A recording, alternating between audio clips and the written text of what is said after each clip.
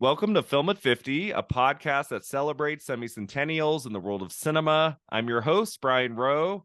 I'm very excited to welcome Michael Piers to the podcast today to talk about the last film of 72 with a Best Actress Oscar nomination we have not discussed yet. Today we are talking Maggie Smith in Travels with My Aunt, released in December of 1972. How are we doing, Michael? I am very good, thank you. I am so excited to be here to talk about this Maggie Smith film, and one of your last of the year, which is also feels very special to be here for. So yes, thank you so much for inviting me. Yeah, thanks for being here. This is actually the last episode that's dropping in 2022. This will be dropping, we're recording in early December. This drops on December 30th. So it's the last episode of the Oh, year. oh, now I feel even extra special. So that's wonderful. So yeah, right before this, we have like a special Christmas episode. We did Silent Night, Bloody Night, this really, Okay. really awful horror film, which was the only like Christmas themed 72 film I could really find. So that was our episode for Christmas weekend.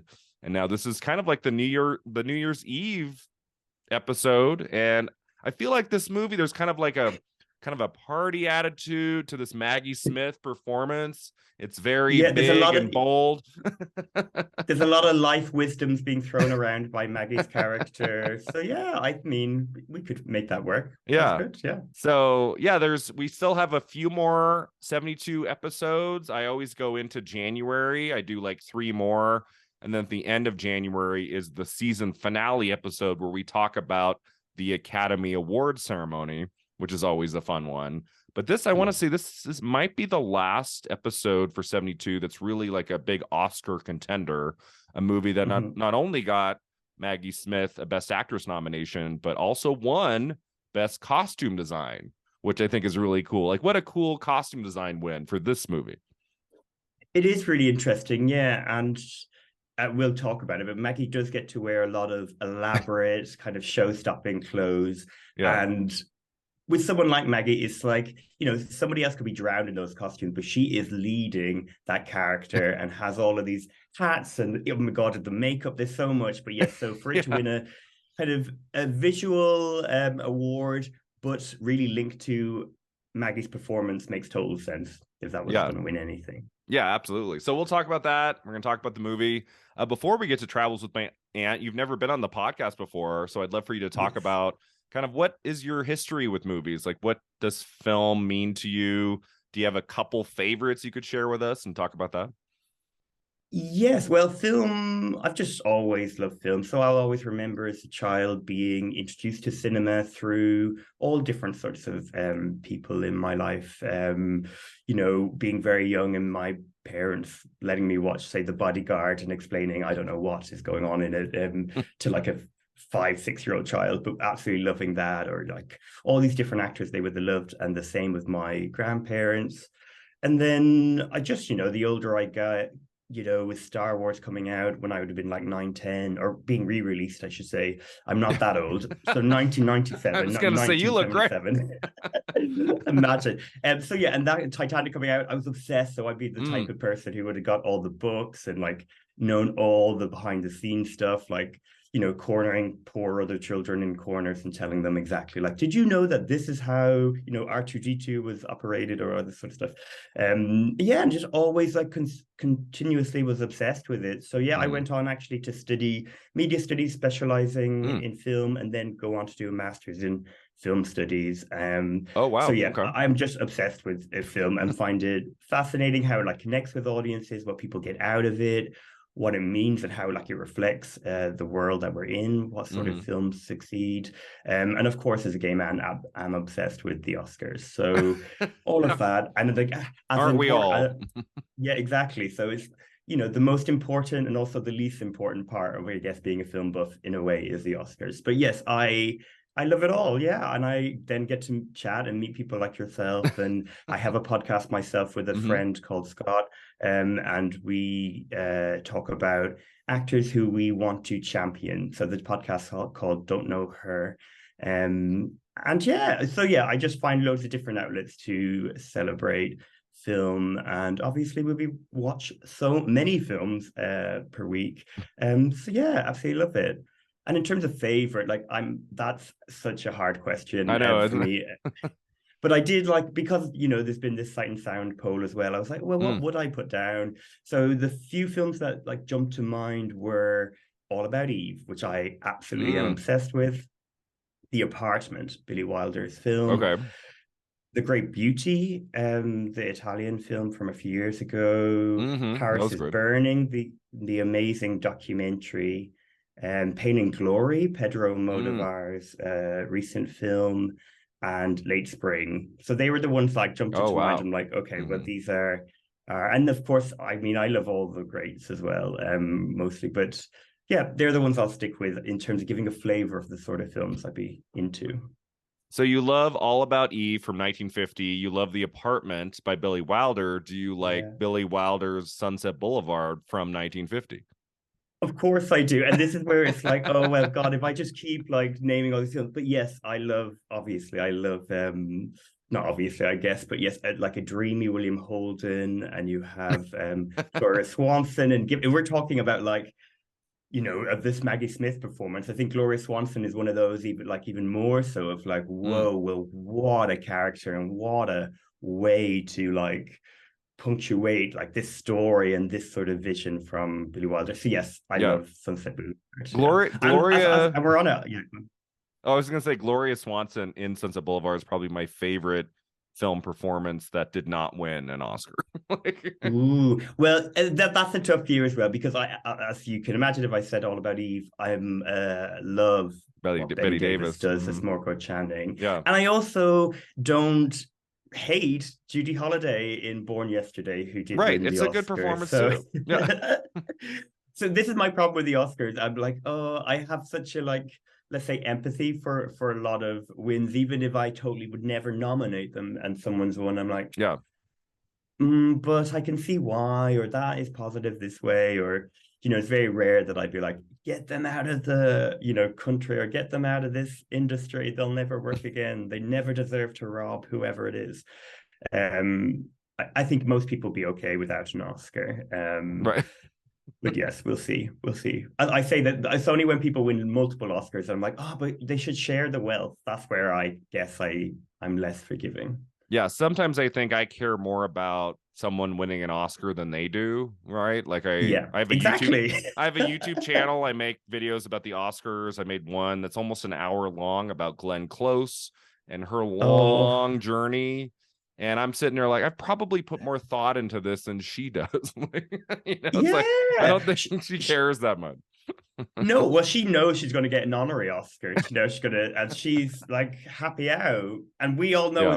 as the gay film buff we are, it's like, well, hopefully Amy Adams gets to hand it to her, Yep. because, Glenn Close handed Deborah Kerr her Oscar, or her honorary Oscar, I should say. And it just like follows on with these actresses that we're like, we love, and somehow the Oscars never have found a moment to celebrate them, and yet nominate them multiple times, like crazy amount of times. Yeah. But yeah, no, it's right. I think most actors probably care much less than we do about these things. But yeah, I mentioned Sunset Boulevard because I had something really extraordinary happen recently. It's my favorite film. Oh, And I great. don't live in Los Angeles. I live in Reno, Nevada, but I had to fly out to LA. I have a couple friends out there. I used to live out there because they were screening Sunset Boulevard, and Nancy Olson, who plays Betty Schaefer, Yeah. was there for a signing of her new memoir and a Q&A before the movie. And she's 94 years Wow. old. Yeah. She shot the That is film in amazing. 1949 when she was 21. And Yeah. the other three main actors in the movie, I think, died before I was born. And then Yeah. the Yeah. fourth main actress, like she's still with us, and she was there, and I got a picture with her. I got to talk to her for a minute, and then she did like a 45-minute Q&A before the movie, and just totally sharp. So many great stories that she shared with us. And I'm like, how many 94-year-olds are out there meeting fans, signing books, doing Q&As, and just not missing a beat. It was a pretty extraordinary day. Just happened a few weeks ago. So. Yeah, oh, that's wonderful. Oh, that makes me so happy. And I just recently rewatched Sunset Boulevard, and I think her performance is so magical. Like she has as much charisma as the other characters, and she really holds her own in a Yeah. way that my memory wouldn't have remembered. But watching, I was like, God, yeah, that's special, like that performance. Okay, great. So Oh, I love that for yeah, you. that was a cool memory. I hope you can have that for All About Eve. Is there someone with us? I don't know. Well, I mean, I'm ready to go to hell or wherever Betty Davis is and be smacked by her, or whatever it is, whatever welcome she wants to give me. But maybe well, Celeste Holm was with us for a very long time, Mhm. but Shirley MacLaine is I still with us from The Apartment. that's true. I mean, oh, don't get me started on Shirley MacLaine. My poor boyfriend, we went to see The Apartment actually in a great cinema called the Prince Charles, Mhm. and it was actually on film. And then afterwards, even though he kind of knew who Shirley MacLaine was, I gave a kind of rundown of why she's so big and why she's so brilliant and that she's still with us and all this. Mhm. So yeah, maybe I should, in a very safe way, hunt Shirley MacLaine down, try and get some sort of memorabilia from there. But Yeah, she yeah, was really great. Just I watched it a few weeks ago. Only Murders in the Building season 2. She's in a few episodes, and I'm she's watching brilliant. this, Yeah. and I'm like, here she is on a new project, and she worked with Alfred Hitchcock in 1955. Yeah, isn't that amazing? Like, You yeah, know, people like that I love really inspire. Yeah, these actors who just they work for 70 plus years. I just love that. yeah. You Well, know? Maggie as well is working hard, but it also the irony of this conversation is that in many ways it feels like she's stolen somebody's part that easily could have been cast in Travels with My Aunt when she's Yeah. playing. I actually don't know if we know what age that character is, but Maggie is this young, gorgeous, woman at this Hmm. time. Not that attractiveness comes into it, but they've like put so much makeup on her to be this kind of dothery old woman. And every so often you have to be reminded, and the film does, like, she's not young. Like, this is not young Maggie Smith with a skin condition of some sort. This is supposed to be an old lady. Yeah. Whereas we could have had so many greats play that part, really. Whereas Maggie, I don't imagine if Maggie was told, like, for Lady in the Van, for instance, or Downton Abbey, like, we're Hmm. just gonna have, I don't know, Florence Pugh do this role, but with the old age makeup on, or whoever it might be. I'd love to see Maggie's reaction. Yeah. So Um, yeah, let's get into Travels with My Aunt, which I watched this morning, and I found a delight. I was just like, really, I didn't think the whole movie works great, but I was really taken with her performance and just like she goes for it in this movie. Like she is just like on another level here. And it took me back to childhood in a way because my introduction to Maggie Smith was Hook by okay, Spielberg, yeah, yeah, where she plays much older than she was in 1991. And so yeah. I spent my early years obsessed with Hook and Sister Act, thinking that Maggie Smith was really old. And then years would go by, and I'm in high school and college, and I'd see her in more things, and she just would always stay the same age. It's like she always played older. So watching this movie today, I'm like, wait a second, this is 1972. Like, and she looks like she does in Hook. You Yeah, know? it is mad. It is mad. Like, I mean, Maggie Smith, something about her quality is like she's older beyond her years, and she Yeah. hasn't, like, if we think about, like, the films that would have launched her, like The Primer, Misty and Brody, Hmm. she's playing characters who are literally wise beyond their years. Yeah. So I think her playing older was probably a thing that usually happened a lot in her characters anyway, even if it was more like a presentation of the character rather than a very visual thing. But yeah, Hook and Travels with My Aunt, I'd be like, why am I always old? Like, I'm not gonna be young forever. Let's just let me play young. But yeah, I'm the same. That's how I would have been introduced to Maggie, is Hook. And The Secret Garden is another movie that was Yes. around Hmm. that time. We must be around the same So age. yeah, we must be. I'm Yeah, 38. yeah. Well, I'll be 35 next Okay. week. So Yeah, those films would have been really big. And to me, Maggie Smith was a huge star. And I mean, of course she was, but I was the kid watching Hook and being like, oh my God, I wish we got to spend more time with Wendy or old Wendy, I should say. Yeah, but like, so I Um, saw Hook was one of like the first big movies I saw in a theater. I was 7 when it came out, Amazing. and I just like I was really taken with her performance, and she kind of reminded me of my own grandmother, Yeah. my paternal grandmother. They kind of look like each other.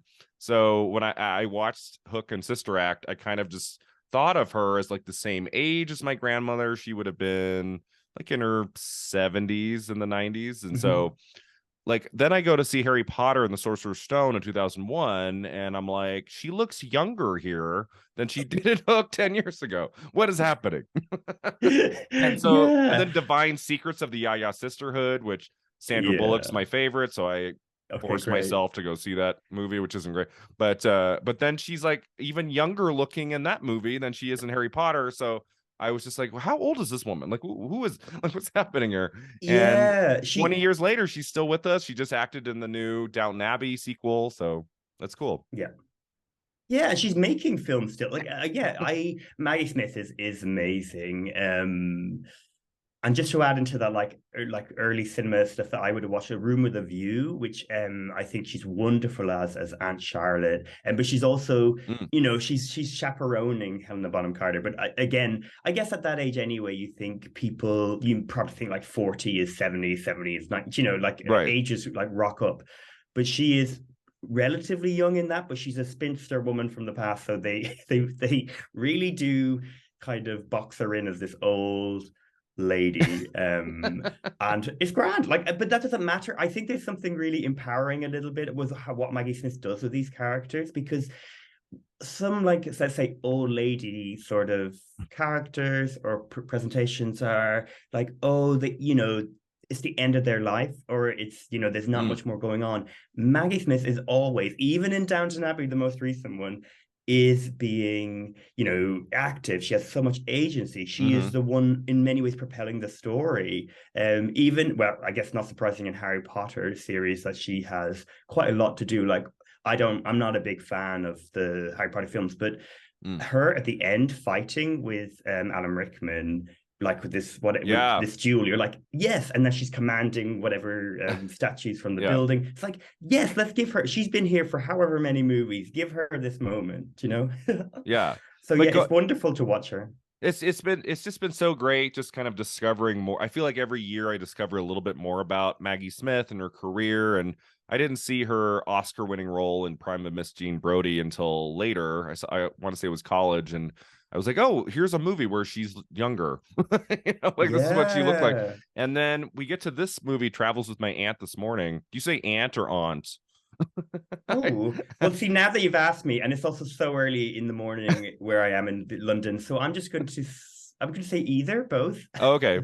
I've always said aunt my whole life, but I always like when I Yeah, see aunt. the word, I want to say aunt, but I can't do it.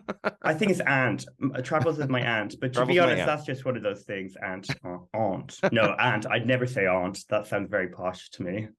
But this is wow. I mean, this performance she gives in this movie, I mean, she just comes in and the level of confidence and just like total like individuality of this character, like there's nothing there where we're seeing any of her ego or any like it's like Yeah, she's just becoming this person. And if she's gonna look really old, she's gonna look really old because I don't know what happened here. Is this just makeup? Like I mean, it almost doesn't even look like her. It's not just that she's made up to look older. Like the way that her clothes and her hair is all put together, like it took me a few minutes to be like, wait, that's Maggie Smith. Like it doesn't even look like her that much. no, she looks like it's not that it's like there's something about her fading away, her face kind of like drooping, Yeah. and it is that, like, obviously that's some makeup, but it is something to do with her performance.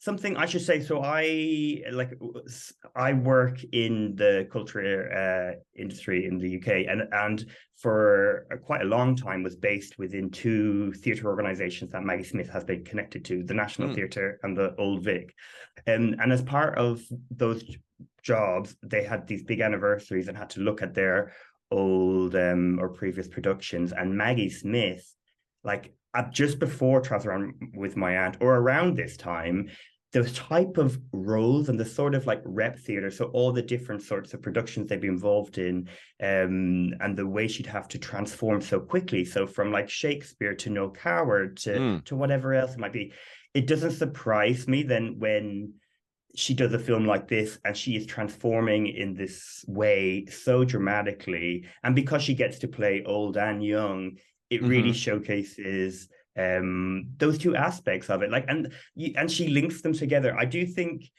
it's a lot of Maggie. I mean, the reason I any kind of enjoyment I get from the film is from Maggie Smith's performance, but she clearly embraces acting in a real sort of theatrical way, which fits so well for what this film needs. Because I'm not sure what it wants, but I do believe that she's come in and really given it socks, like she's giving it everything. And you're right, when she arrives in the church for this funeral of her sister to see her nephew, and she is, well, I wouldn't say respectful to her sister. She's just like, oh, I'm here to do a job, and I'm gonna. She's like she's comical, but she's also, it's just fascinating. You cannot take your eyes off this woman. And I don't know who else could have done it. Like, if you were to go with another actor, I think it'd have to be a different approach to how you create this. That's a vehicle for this sort of style of performance. And as I was saying earlier, like, I would have loved to have seen like an older movie star take on this role, and we can get into that because there are specific movie stars that they were so close to getting. But Maggie's just like bringing this energy, so maybe that's why they went with her. Yeah, I don't. We get a flashback scene to her much younger, and I don't know how that scene works if they have a much older actress playing the role. Like, is that just a different actor? Yeah. They would have a different person? Yeah, I mean, you could have a different actor. Those flashback sequences are fine, but you also wouldn't necessarily need them. I think like, this is another thing I would say about what I love about Maggie's performance is there's a lot of like high camp action, but there's also this heartbreak. Like, there's a moment really early on in the film where she's met the nephew. She's revealed to the nephew that the person who he thought was his mother is not his mother, and that he should be living his life and he should be doing all these different things. She wants to know how much money he's got from inheritance. Like, she wants all these details, and they basically hang out for a bit. As she swaps, because the mother has been cremated, she swaps the ashes for something else in this sequence. But when she says goodbye to the nephew, like, the longing and the hurt and the loneliness that Maggie Smith has in her face when she's saying goodbye, I'm like, this is amazing. Like, you are giving this character so much different like variation and so much like detail in really wonderful ways and entertaining ways that doesn't detract from the rest of the film, but really is adding a lot. So I think she's terrific. So I don't know if you need any flashbacks, because I think Maggie's doing it all on her face.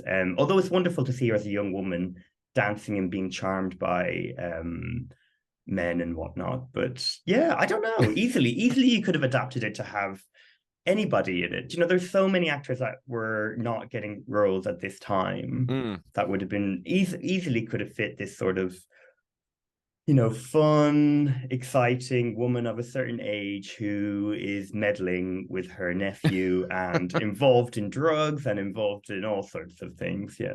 Yeah, this movie's kind of weird. It kind of goes all over the place. Like, we get Louis Gossett Jr.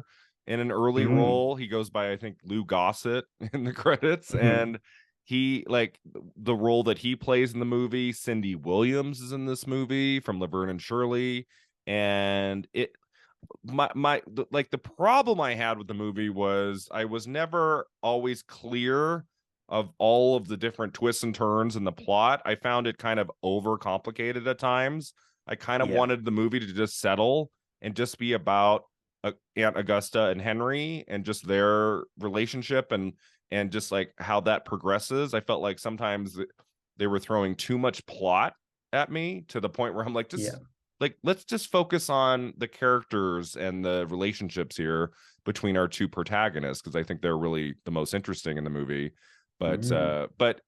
but Maggie Smith pulls it all through. Like, she's just so Mhm. dynamic to watch that I think if you're even just a casual fan of hers, like, this might be a blind spot a lot of people have missed.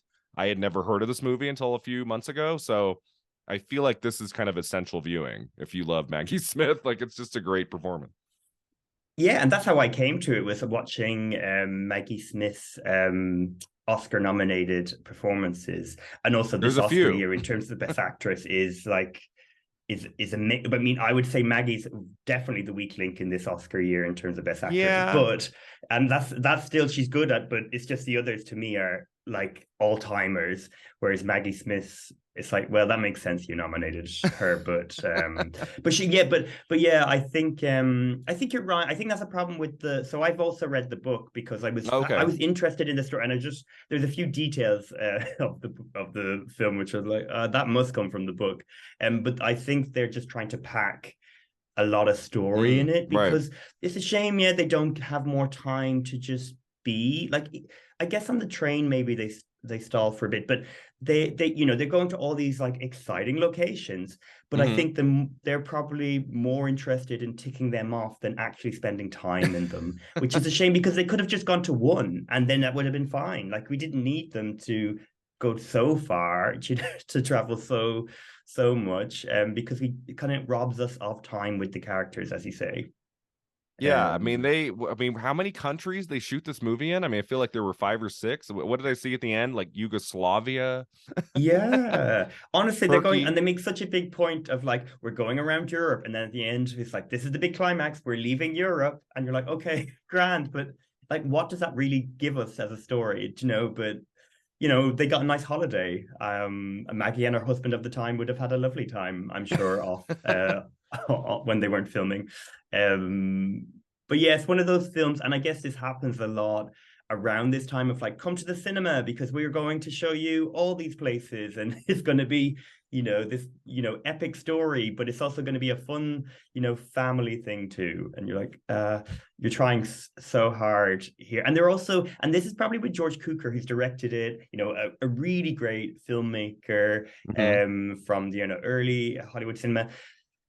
And there is a sense also that it's like, I'm hip, like I get it, like, you know, when all the mention of drugs and stuff, sometimes like, I just don't think most people involved in this production were comfortable with the language around drugs, or how, do you know, like things like that, and it's fine, like, but it's just interesting to watch in a lens today. You're like, if the story was to be adapted again, I think the like casualness around the drugs conversation, like it would just be really reflected on, because yeah, at one time it's very casual about drugs, but then it's also Hmm. like, oh my god, no, not drugs, and you're like, well, like, what's the problem? Like, is she a drug dealer? Like, what is she doing? Like, what is and also race comes into it, but in a thoughtless sort of way, because as you say, Louis Gossett Jr. is Maggie Smith's lover, Yeah, um thought that was but interesting. also like an assistant. Yeah, so that on paper, grant, like, that's absolutely terrific that we have, you know, an older woman having a relationship with a younger man, and then before we even introduced to him, she's like, oh, his name's Zachary, but I can't say that. I was like, oh, okay. So they call him is it Wordsworth? Is that what it's called? I haven't written it down. Word, or not Wordsmith. It must be Wordsworth. That's awful that I can't remember his name. Let me see if I have written it down. Oh no, it is Wordsworth. Okay. And he it's just like, okay, so from the off, like, you're refusing to say his name because it's too exotic for you, and there's a lot of like coded language which is by today's standards, and I assume by then, racist. But Hmm. this character is a very one-dimensional thing, and when it comes to talking about drugs and things, like, there was a moment where the nephew, played by Alec McCowan, the police arrive at his house to say, sir, we believe that you have pot somewhere. And he's like, no, no, no. And it's the most polite sort of drug rage you'll ever see Yeah. on film. And Hmm. I was thinking, like, in at this time and even today, like if Louis Gossett Jr.'s house was raided for drugs, how would they treat them? Hmm. Now, this is, a film from such a long time ago, but I this is the sort of thing when I watch any movie, whether today or from the past, I'd be like, this is uncomfortable to watch, Hmm. and a bit frustrating that nobody, apart from that in the book, we had a character like Wordsworth. We won't really interrogate this for an audience for today, and we'll just like allow all these kind of bits to continue into the story. Yeah. And I imagine today a lot of that would be changed. And I should add, because I was just interested, but Louis Gossett Jr., talking about filming this, said he had a wonderful time and loved Yeah, I have working with that George quote. Cukor, so, Hmm. Yeah, which he is said, wonderful. he said the consummate director and a filmmaking genius. He kept shooting until he got it right. He knew when to say something to you and he knew when to leave you alone. He was always one step ahead of everyone. And I mean, Yeah, George Cukor is one of the great famous directors of the 20th century. He started making films in 1930 and made some classic movies. He made, I believe, Katharine Hepburn's first film from 1932, A Bill of Divorcement. So right at the beginning of his career, he worked with yeah, Katharine Hepburn for the first time, who I want to talk about because she was played a role in yeah. this movie. But I mean, some of his credits, the director, he made Little Women from the 30s, which is great. He co-directed, like he directed some of The Wizard of Oz. He made and Gone with the Wind. He was like a part of those Yeah. productions. He directed The Women, The Philadelphia Story, one of the great classic films, Mm. The Philadelphia Story with Hepburn again. He made Gaslight, Adam's Mm. Rib. He made A Star is Born with Judy Garland. What do you make in the 60s? Anything good in the 60s? I don't know. But but I mean Well, he's really, working with Marilyn Monroe in Let's Make Love. Do you know, like, so he's still oh, like okay. relevant, like he's Oh, he directed that film she was starting, Something's Gotta Give, the one that Marilyn Monroe had shot oh part of and yeah. then she died and then they never Yeah. finished it. But I think some of the footage survived. His big film, of course, Yeah. from the 60s is My Fair Lady. Yeah.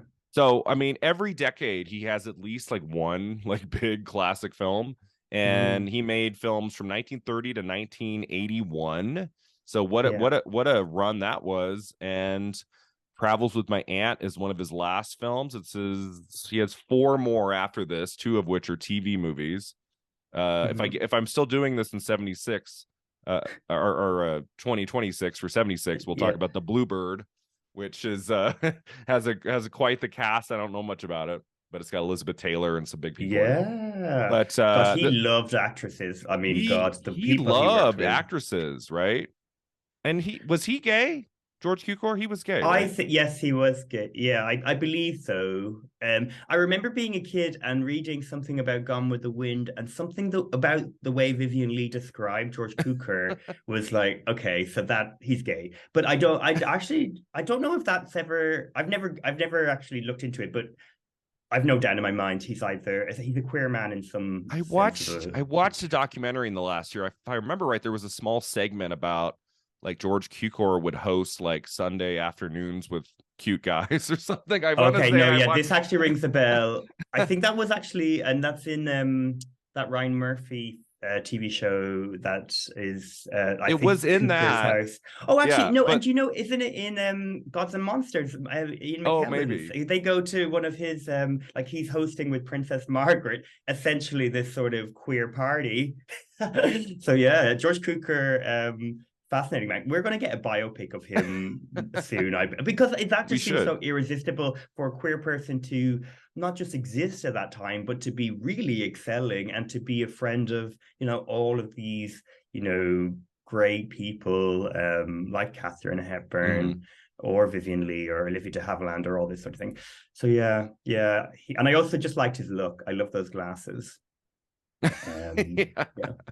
But yeah, I mean, you could do a whole semester on his films and his career. I Yes. mean, he made so many different genres and really great films. And you're right, they all like they all were really big on featuring actresses in great leading roles. Like, of Hmm. course, he had made movies with great male parts too, but I feel like Hmm. most of them are really focused on the woman, which I think is really cool. And Yeah, this film was initially going to be was going to reunite Cukor with Katharine Hepburn. Like, I think that's why he wanted to do it. Was he had not worked with Katharine Hepburn in what 20 plus years, something like that, and she was yeah, still active around this time. She had just won yeah. 2 Oscars back to back for Guess Who's Coming to Dinner and the Lion in Winter. Line of So that Winter, would yeah. that would have been the end of the 60s. And so I mean I don't think she's making as many films as she used to in like the Hmm. 30s and 40s, but she was still active and making films. And so he approached her with this. He gave her a copy of the book.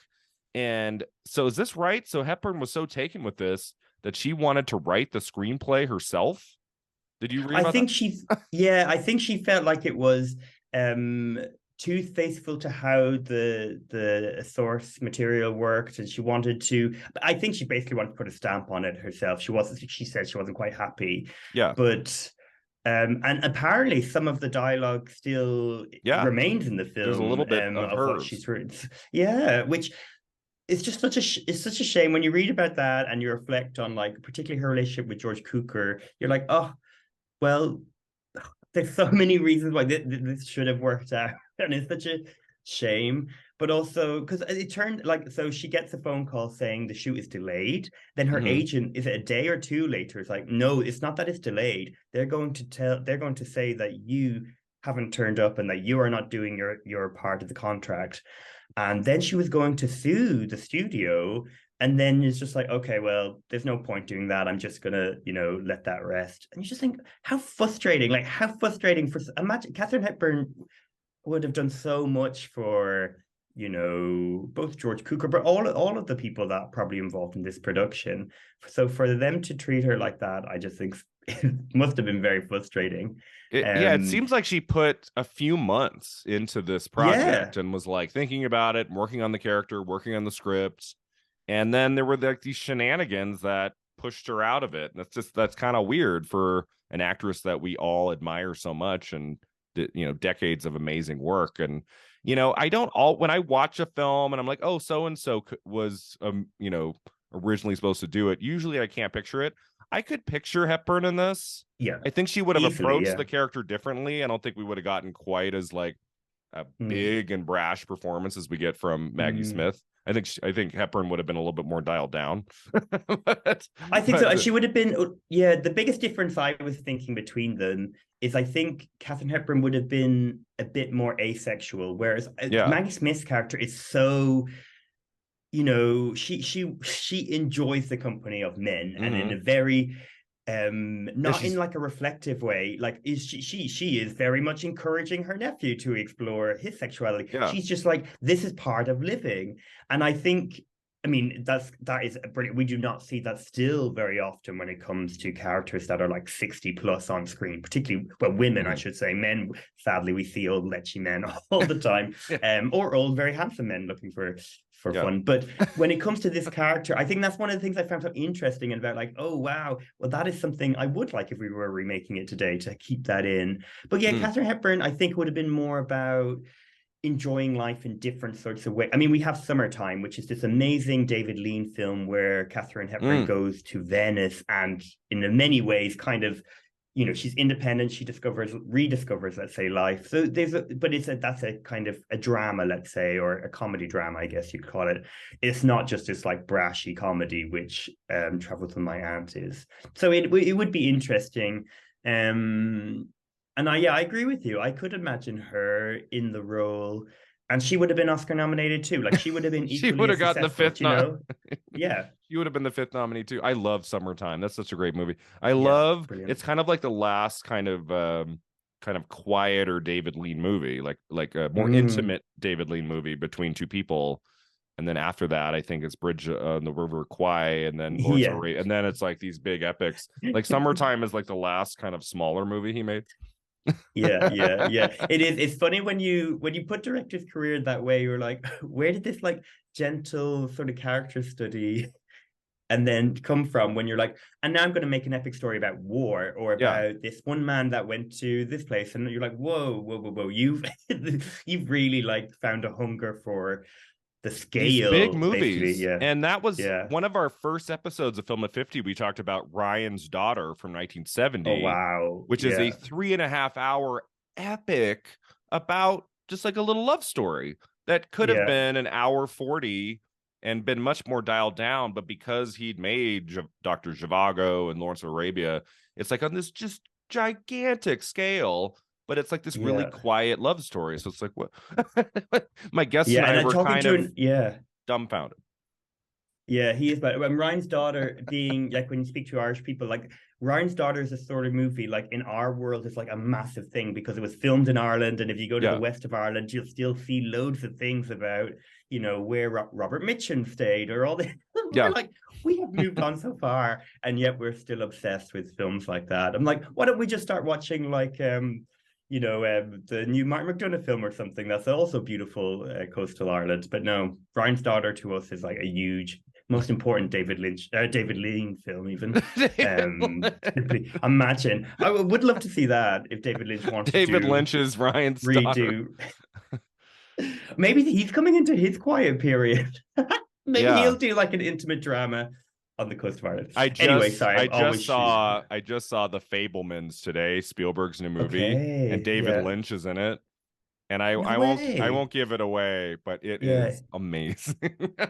Oh wow. Yeah, we have a while to wait, I think, before we have the Fablemans over in the UK and Ireland, but I will definitely be watching. Of Yeah. course. How could I not watch? But yeah, Katharine Hepburn, I think she would have been great in this. Would have been a different movie, would have been a different tone, I think, to the overall movie. Mm-hmm. I don't know which one I would have liked better. I mean, I do think Maggie Smith is like being very big in this too, but to a point that makes the movie more entertaining. Like I feel like Yeah. if she had played it really subdued, I think this movie would have been kind of a slog. But like whenever Mm, she's not on screen, I wasn't into it that much. Like we get a yeah. few scenes with Cindy Williams that I'm Yeah. like, like I don't know if I care about this subplot very much. I did Yeah. think it was funny at times. I mean, you mentioned the drugs, and I Yeah. something I find fascinating about doing this podcast is like watching how drugs and sexuality and homosexuality and things like that are done in 72, 50 years ago, and just the way that they treat like marijuana and stuff in this movie. I thought was, Yeah. and I one of my biggest laughs was when he says like, it was, what is it to Louis Gossett Jr. like, you brought cannabis over here, and he's like, I did not bring cannibals. and he and he Yeah. and he confuses the two words, and he for like a minute is just talking about cannibals and how bad they are, and the guy's like, no, cannabis. I thought that Yeah. was a Well, funny scene. even on the train when I think it is Cindy Williams. Is that I mean I'm so bad with connecting actors with the characters, but it gives there she's smoking, and the nephew Alec McCowan even is saying like, oh, is this herbal? And now in his mind, like herbal, like the language being used around drugs is basically they're smoking weed. I assume. But Yeah. he has no idea what he's doing. But it's also like and this, I guess, is of what happens in like the 60s in particular. So maybe the film feels a bit old already, but it's like having a man or having a character like kind of adjusting to the time that it's set in, because this man is like could have existed in any sort of movie from the 1920s. He's this uptight man who just cares about his garden. Yeah. But then the way he's like engaging with everybody, he's learning a lot. And I was like, maybe this film is aimed at, a more conservative audience who would have known George Cukor from whatever, and they're like, this is a vessel to bring in these stories and these themes. But yeah, I agree. I think overall, like when Maggie's on screen, it is often like incredibly entertaining, and when she's off it, you're like, oh, what a shame. And I guess that fits for the aunt character. I mean, some of the lines also, like the dialogue she has, some of it I was like, whoa, okay, I need to think about this very quickly because I don't know. I don't know what I even think about it. So like there's one where she's like, she doesn't like a man who cries. She says things like this like all these sorts of very sort of, I want men to be men and women to be women and all this. And you're like, whoa. And some of it because of the delivery is so funny. And you're like, whoa, what is even the point of that line, or what is, but because Maggie's selling everything she's been given is so funny. Like she has another line like, I've always enjoyed a casual orgy to a regular routine. And I was like, but I don't know what she means by orgy. Like I don't know what this film thinks an orgy is, because I don't imagine this character to be doing that. But because she's delivering it in such a fun way, you're like, fun, we're just having a fun, like sort of campy time in this Yeah. caper. um yeah, and I love how this could have been done better, and it's been done in loads of other movies much better. But like when they're trying to find the drugs or the money or whatever it is that they're losing, and the kind of twists and turns, I did think, okay, well, the film has a sense of playfulness and enjoyment in these sequences, and it's just a shame that it wasn't like threaded throughout the whole journey. Like there's this one bit that I was like, wow, well, this is really telling. But it's when the nephew and the woman on the train are basically about to sleep together, and none of that is really shown.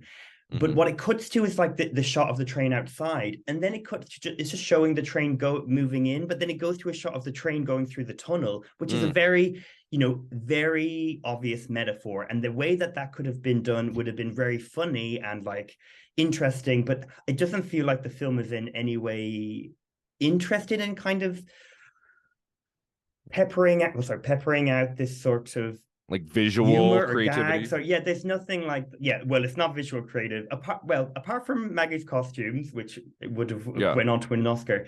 Visually it's just a bit dull and doesn't match what is going on with the performance of Maggie Smith. Or maybe I'm wrong, but that's how I even though you go to all these beautiful places, you're like, oh, these are fun, but there's not anything that's engaging in the same way as Maggie Smith. Yeah, well, no one's done the visual gag of a train going into a tunnel better than Alfred Hitchcock did at the end of North by Northwest, where that movie ends with Cary Grant holding Eva Marie Saint. They're about to have sex, and then the last shot is just the train going through the tunnel. The end. It's like perfect. But I mean, I feel like that's the case of a lot of these older directors who've been at it for 40, 50 years. I do feel like the visuals aren't super exciting. Like we just talked about Billy Wilder, who, the guy made my favorite film of all time, Sunset Boulevard.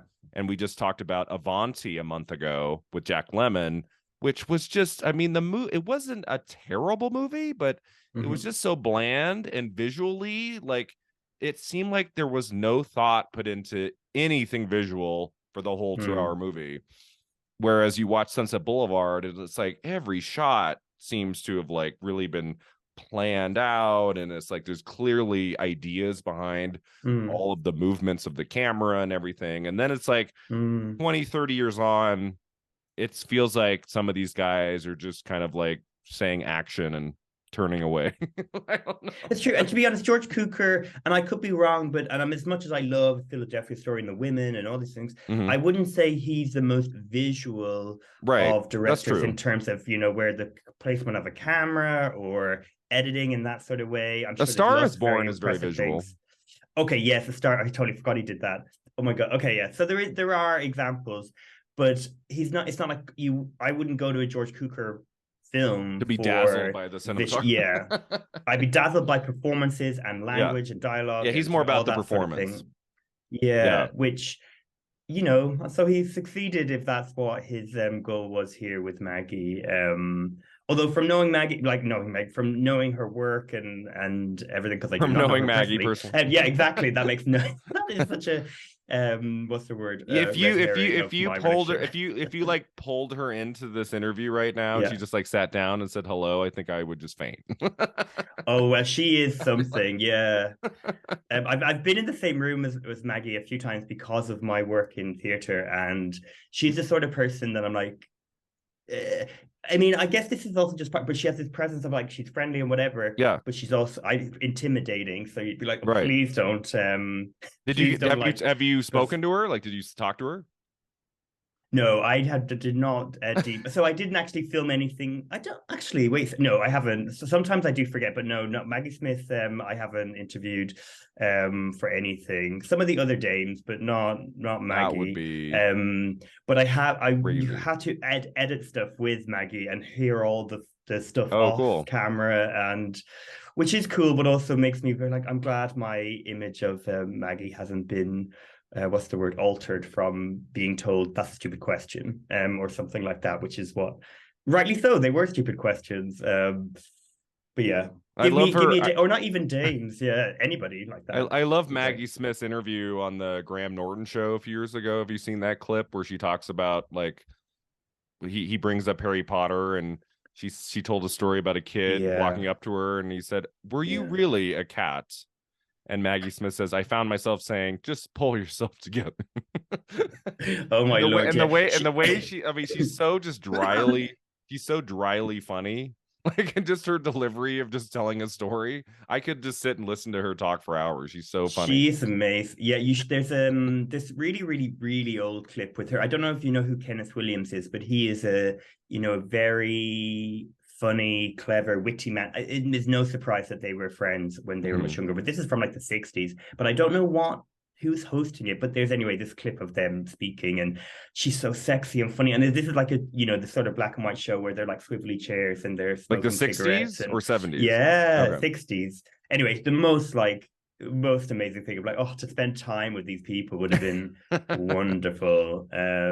How cool would it But have yeah. been to have been like a fly on the wall on the set of Travels with My Aunt for an hour just to like see the Mm, director and his leading lady just like talking to each other. mm. Like it's kind of that Gene Siskel rule of like, is this movie I'm watching more interesting than a documentary of the people having lunch?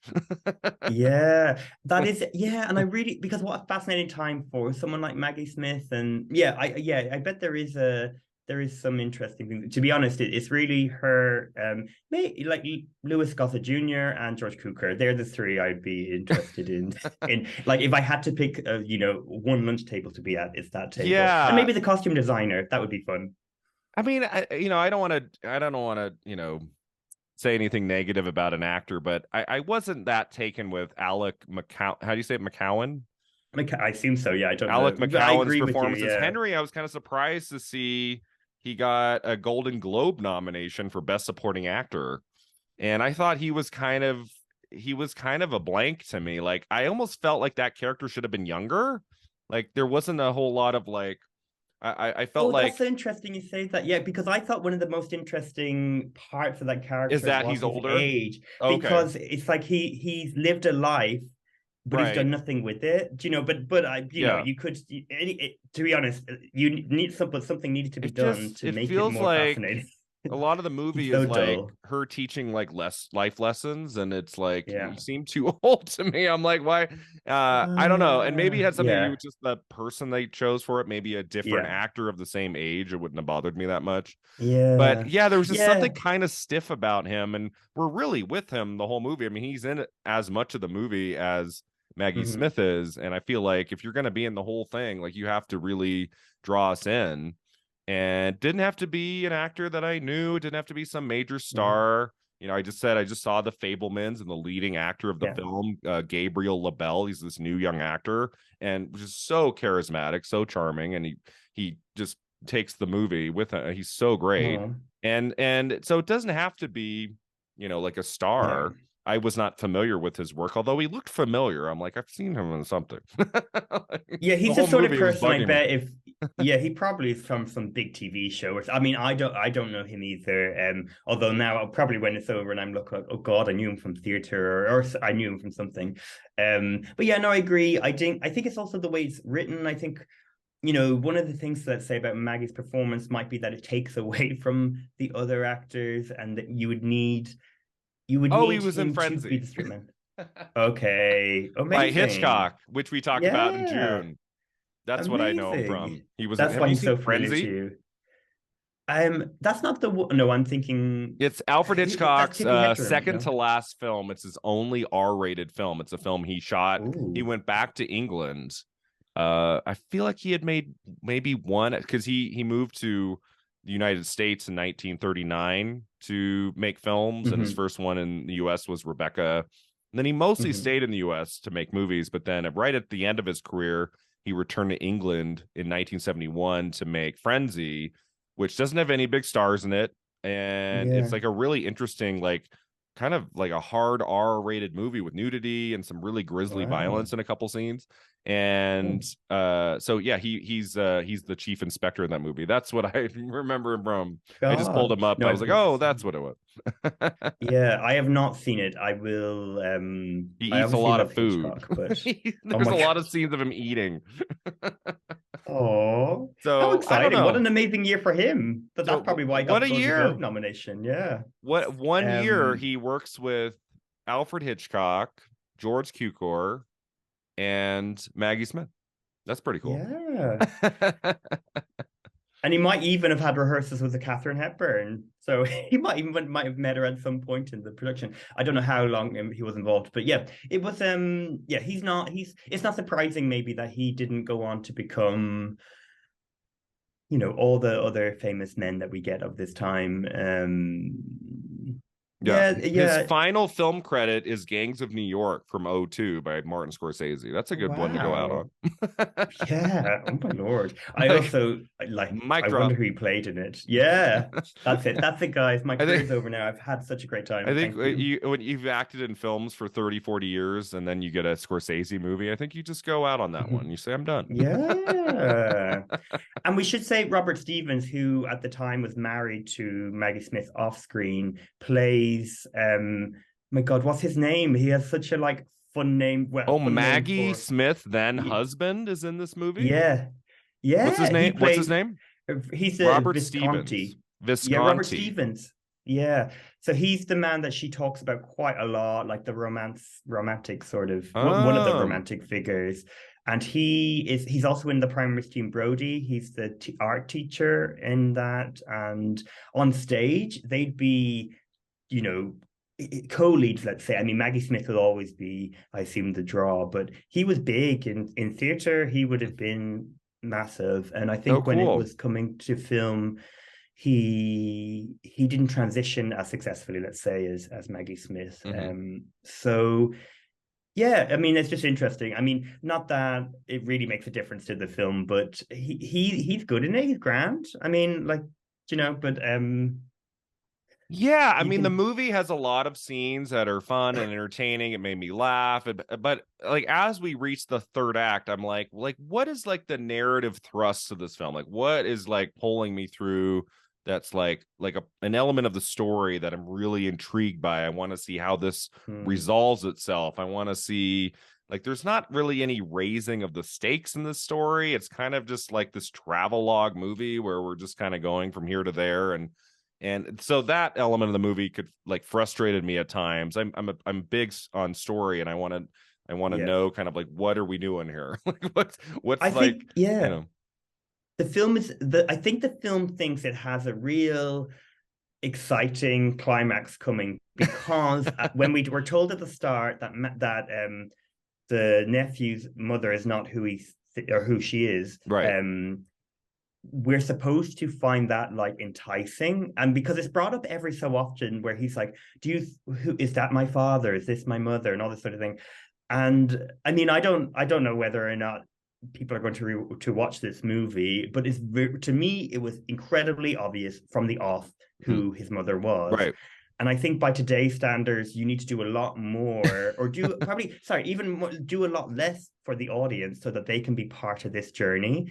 But I honestly think George Cukor and the team were like, we have this story and it's going to be really enticing, or it's going to be really enticing to people Hmm. for them to find out who his parents are. It's Hmm. like, but we already know. So but that's the only Wasn't thing very I can think surprising. of. Yeah, because if the goal is to see him, like the nephew, embrace life, you know, sure, that's not that exciting either when the character is so dull. And Maggie doesn't go on a journey, her character, which is fine, but like no, there is nothing to draw you in, as you're saying. And maybe the locations at the time was that's so exciting. That's why they bring up Mm. we're Yeah. leaving Europe or we're doing whatever. because yeah, you're right. There isn't anything to draw you in.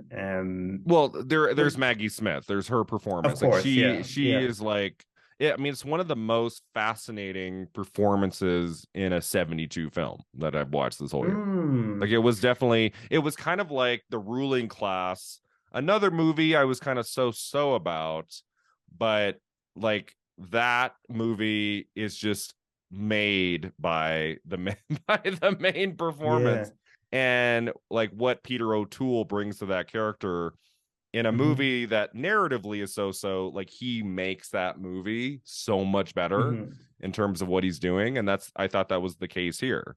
Travels with My Aunt. And I was happy to see, unlike Ruling Class, which only got the one nomination for Peter O'Toole, Travels with My Aunt got into some other categories and won. So there was a little bit Yeah. more, I think, appreciation, enthusiasm for this movie than some of those others that year that only got into one or two categories. I feel like there was more people must have liked this one. Roger Ebert liked it. He said Okay. that, I guess he probably gave it like 3 stars because he said at Mhm. one point it was nearly too much for me, but in the end I was won over. Oh my Lord, I love that. Yeah. I That's such an interesting way to react to it. I guess like it doesn't surprise me that the industry, this is a sort of movie that would do well still today. Like if you had, an up and coming movie star coming by, a all-time great Hmm. director in a very sort of pleasant, non-offensive sort of story, released in December, made money. I can imagine it doing all right. Like yeah. So maybe the industry doesn't change so much. I would be much like I would love to know what audience made of it, particularly like audiences it's not aimed at. Like, what did young people think of it at the time? Because I assume they probably thought it was a bit old hat already. Do you know, like why is this film out? I don't know. It doesn't surprise me, for instance, that it's not part of like the zeitgeist of film or Maggie Smith or the 70s or any, it's not really brought up or connected to Yeah. audiences in a way that so many other films are, even regardless of quality. And some films just connect with people. And this one is entertaining to the industry and to what it like performs its function. But unless you're a diehard Maggie Smith fan, I guess people wouldn't seek it out now. Yeah. Or George Cukor fan, you wouldn't seek it out. But it is free on YouTube, so please do if you want to, because it's also it's an easy Free on watch. YouTube. Yeah, it's Yeah. like It's they're not over it's long. It's an hour and no, 45. This movie could have easily been 2.5 hours and could have been yeah, insufferable, but it's an hour and 45. exactly, yeah. Exactly. I mean, and like what I was saying earlier, if you don't want to see racism of the time, very casual racism about, with jokes that aren't funny really anymore, don't watch the film. But other than that, Yeah. it's not aged as badly as you think, even though the Yeah. race stuff is aged so badly. But yeah, I wouldn't tell someone not to watch it, but I just think Maggie's the reason to go, and I Yeah. absolutely love, because you are the, I mean, if this is one of the last episodes you have on 1972, you are the authority, compared to me anyway, on what are the best performances of that year, because to me that's such an amazing year of these performances that I absolutely love, like Liza Minnelli in Hmm. Cabaret, or Diana Ross in Lady Sings the Blues, Yeah. or Peter O'Toole in The Ruling Cast. Like there's all these performances that I put up there as like the all-time greats or all-time exciting things or Hmm. personal favorites or whatever. And yeah, I guess it's just because Maggie's been better in so many other things. In better, she's been, or let's say, she's been equally good in better films, which then is Right. easier to champion. Well, I feel like this film really would have been lost to time if it hadn't gotten into the Oscar conversation. I don't know if I would have Yeah. seeked it out without that. Like I Mm-hmm. was just looking through all the nominations and I love Maggie Smith, and so I saw that, and we talk about it sometimes about how like if a movie can just get one big Yeah. nomination, then it kind of can stay in the record, but it can stay in the Mm. conversation. And when movies go away and there's no Oscar nomination, especially now when there's so many, it's like hard to sort through it all, especially if you're younger. And I feel like in the case of this movie, that's what's kept it around. Because another Yeah. interesting thing about this podcast is that 50 years have passed now with these movies, and you can tell today like which ones are still kind of part of the conversation, which ones aren't. Sometimes as simple Mm-hmm. as just which of these 72 releases has been released to Blu-ray. Like, Yeah. which has a DVD with a commentary on it, and then which Yeah. ones can you not find on physical media? Like that's where we start. It's true. Yeah, distribution is such an important part of how films continue to exist. And you're right, when films, I'm sure there's loads of great examples that I can't think of right now, but if a film is, gets released, but nobody watches it, like, and because of the Oscars at the Yeah. time, and because of the release schedule, and it's released alongside Oscar nominated films, then it might sit on a streamer or something. But unless there's someone famous, like it's just so many. Like I'm thinking of like Andrew Haig's like Lean on Pete is the film that really comes to mind. I think a really Right. wonderful That was film, wonderful. I but loved it too. I don't know if people will remember this Like, film because there's no one famous in it. There's maybe when Andrew Haigh hopefully makes, well, I think he's making a film that everyone's going to be obsessed with anyway because it has Andrew Scott and Paul Mescal as ooh, neighbors who sleep together. I mean, that's really like minimizing the story. I'm sure there's lots more is going that on, is that but coming out soon? They've shot it. I think they filmed it. Yeah, I don't. I Oh, okay, mean, I think they've already filmed it in London. But anyway, I'm then seeing maybe that. people go back in time. Yeah, I mean, this is what I mean. Everyone's obsessed with this, but a great. Attractive But male actors having an being affair or together, something. yeah. Yeah, and I'm sure, but knowing Andrew Haigh, it's going to be quite dark and sad, in a reflectively sort of nourishing way. Yeah, So it's not just going to be like, I don't know, some sort of sexy romp with yeah. these two hot Well, men. what's crazy is that YouTube comes to the rescue sometimes, as it did here. Yeah, So, same yeah. thing There's been happened with the Heartbreak Kid, which was a big hit from '72, from Elaine May and starring Charles Grodin, and yeah. that movie got into the Oscars and was a huge hit. And the only way to watch it is on YouTube. Like, there's no way, there's no DVD, there's nothing that I can watch. And even And that's the case Travels here. with My Aunt have like Portuguese and I think French subtitles, which I also find fascinating. It's like, well, there is clearly an audience for this film. Like I don't know who, but Yeah. this is it's racking up views here. So yeah, like have a nice time because she's been typecast in the type of role she does here in Travels with My Aunt, like this sort of older woman who's telling other people what to do and is kind of dictating what's right and wrong and is funny and heartwarming and all these things at the same time. So yeah, you get to see her in like an early performance do those sorts of things that we've come to really know her for. Yeah, so this is 3 years after Prime of Misty and Brody. That's the movie that wins her Best Actress Oscar. And then we should talk about the Oscars a little bit before we get to our final two segments here. I want to talk about the last time, well, until the season finale episode coming up here. I'm talking about the Best Actress category. I love these nominations. I love all 5 of them. I do agree with you. I do think, even though I was taken with her performance in this, I do think Maggie Smith is kind of the weak link of the 5. Like, if I had to cut one out and replace another performance here, it'd probably be the Maggie Smith performance, just because, I mean, Liza Minnelli is like just one of the great wins, I think, of the 70s. I just love her performance in Cabaret, and there's nothing I don't appreciate about it. I do feel like if it had been almost any other year, at least around this time, I think Diana Ross wins. I think it's just because it's the year of Cabaret that she doesn't. Yeah. No, I agree. Right. And it was such a successful film and soundtrack. And I mean, I'm obsessed with Diana Ross. I mean, and Liza Minnelli. This is the other thing. Like the 5 women in this category are just people I'm personally obsessed with anyway. Like Liz Ullman, Cicely Tyson, Maggie Smith, Diana Ross, Liza Minnelli. But yeah, I'd love the idea of Diana Ross having a Best Actress Oscar win. And you're right. I mean, nothing could have stopped Liza in Cabaret because that's just such an amazing combination of an actor and a role and a film, and also because of her legacy in terms of her mother and father, Vincent Minnelli and Judy Garland. Yeah, like it would have been it's just such a perfect kind of combination of things. But yeah, Maggie Smith is only at the bottom because the other 4 people are like all-time amazing performances to me, or nominations anyway. And I think the films are better. Like, I think the other 4, I think Cabaret is just amazing. And Lady Sings the Blues, I thought was a really terrific biopic. And Mm, Sounder was, I think, a very important yeah. film for 72. Yeah. And The Emigrants might be my favorite discovery of the whole year.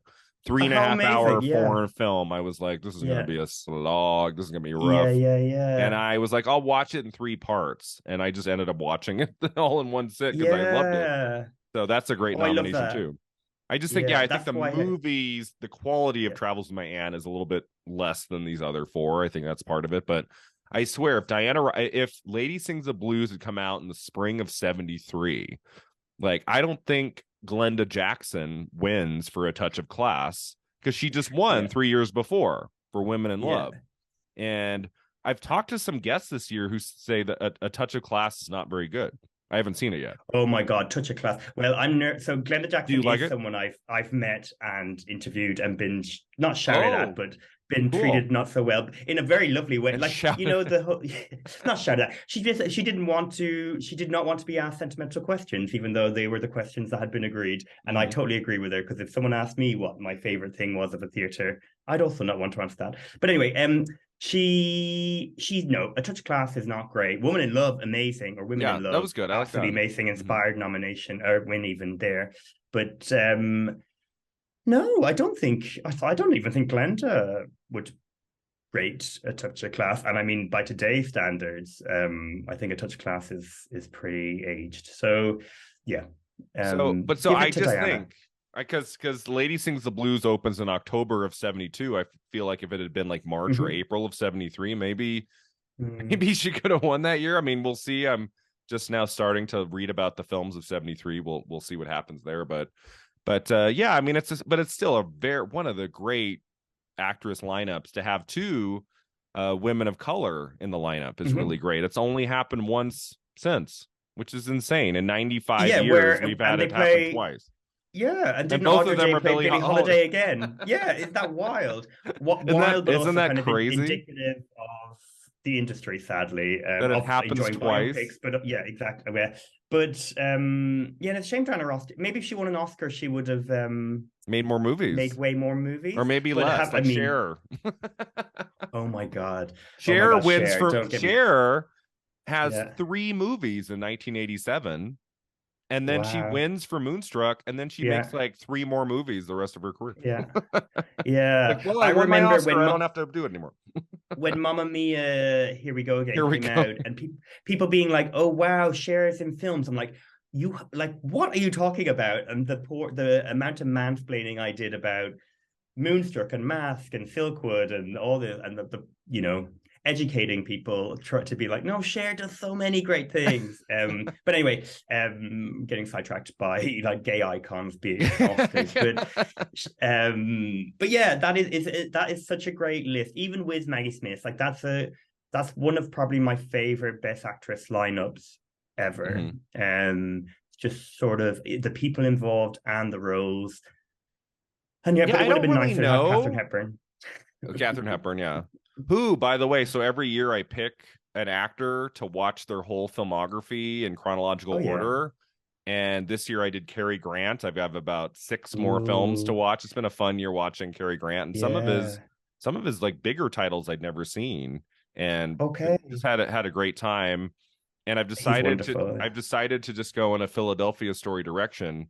Yeah. I'm gonna do Katharine Hepburn next year, and then James Stewart in 2024, and then I'm gonna end all 3 years with a screening of the Philadelphia story. Oh, Am I the biggest nerd in the world? Yes. I love it. No, that's absolutely wonderful. And do you know Because what I haven't Cary seen a Grant? whole lot of Catherine's movies. I've seen probably 6 or 7 of the big ones, but like Yeah. most of the movies with Spencer Tracy, I have not seen. Besides Yeah. Adam's Rib and Guess Who's Coming to Dinner, I don't know Hmm. if I've seen the other one. So there's going to be a lot of discovery. It's going to be fun. Yeah, there's a lot of. I mean, Katharine Hepburn has a very interesting career. I mean, there's loads of great work, but you've also chosen someone with such a huge amount of films. Yeah. I'm Well, like, I don't yeah, watch everything. I do okay, go by on IMDb. It has the user rating, and if it's under okay, 6, I elect Ooh, to only look at some clips. oh, that's fair enough, That's my Lord. that was my rule with Cary Grant. He had maybe 10 to 15 films that had under a 6. And so I'd like look it up, I'd like watch a clip, and if I didn't wasn't taken with the clip, then I just maybe read about it a little bit and then move on.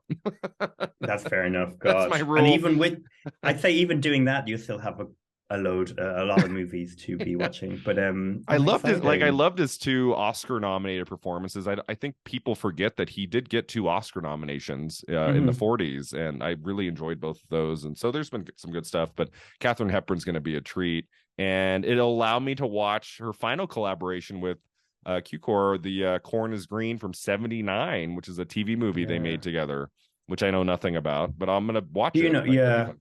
Well, yeah, I've seen the Betty Davis film, like cinematic film that was done. Oh I yeah, just don't know yeah. when that was, but yeah, Hmm. that is, and it's also was a play that was done in London recently. But yeah, Okay. enjoy. It's a Welsh mining village. It is giving that main actor some opportunities to act a lot. So yeah, Yeah. I'm So intrigued. Can't wait to hear. yeah, it'll be fun. So real quick, the other 3 categories it gets in are art direction, which Cabaret wins. I don't know if you know this, but Cabaret kind of won everything at the Yeah, as at it the should have. 73 ceremony. You know, The Godfather is known as the film that won Best Picture, which it did, which is very well earned, one of the great movies of all time. But Yeah. The Godfather only won 3. It didn't even win Best Director. And so art direction goes to Cabaret. The other nominees were Lady Sings the Blues, The Poseidon Adventure, Travels with My Aunt, and Young Winston. The Poseidon Adventure has a Blu-ray release with like hours of Oh bonus wow. features. So that's a movie that's people are watching today. Like that's how I know. Yeah. Like, okay, Poseidon Adventure is apparently one. Which I had a great conversation with Dave White from Linoleum Knife about Poseidon Hmm. Adventure that will have just dropped, and Oh, so cool. that was a fun one. Have you seen Young Winston or know anything about that? I know I nothing about don't. this movie. Is it I'm about? Oh like my I God, didn't it do an is. episode. Ugh, it's about Winston Churchill. That sounds like my Yeah. like I dread to watch this. Oh, but wait a second. It's to do with. Sorry, I'm reading the description.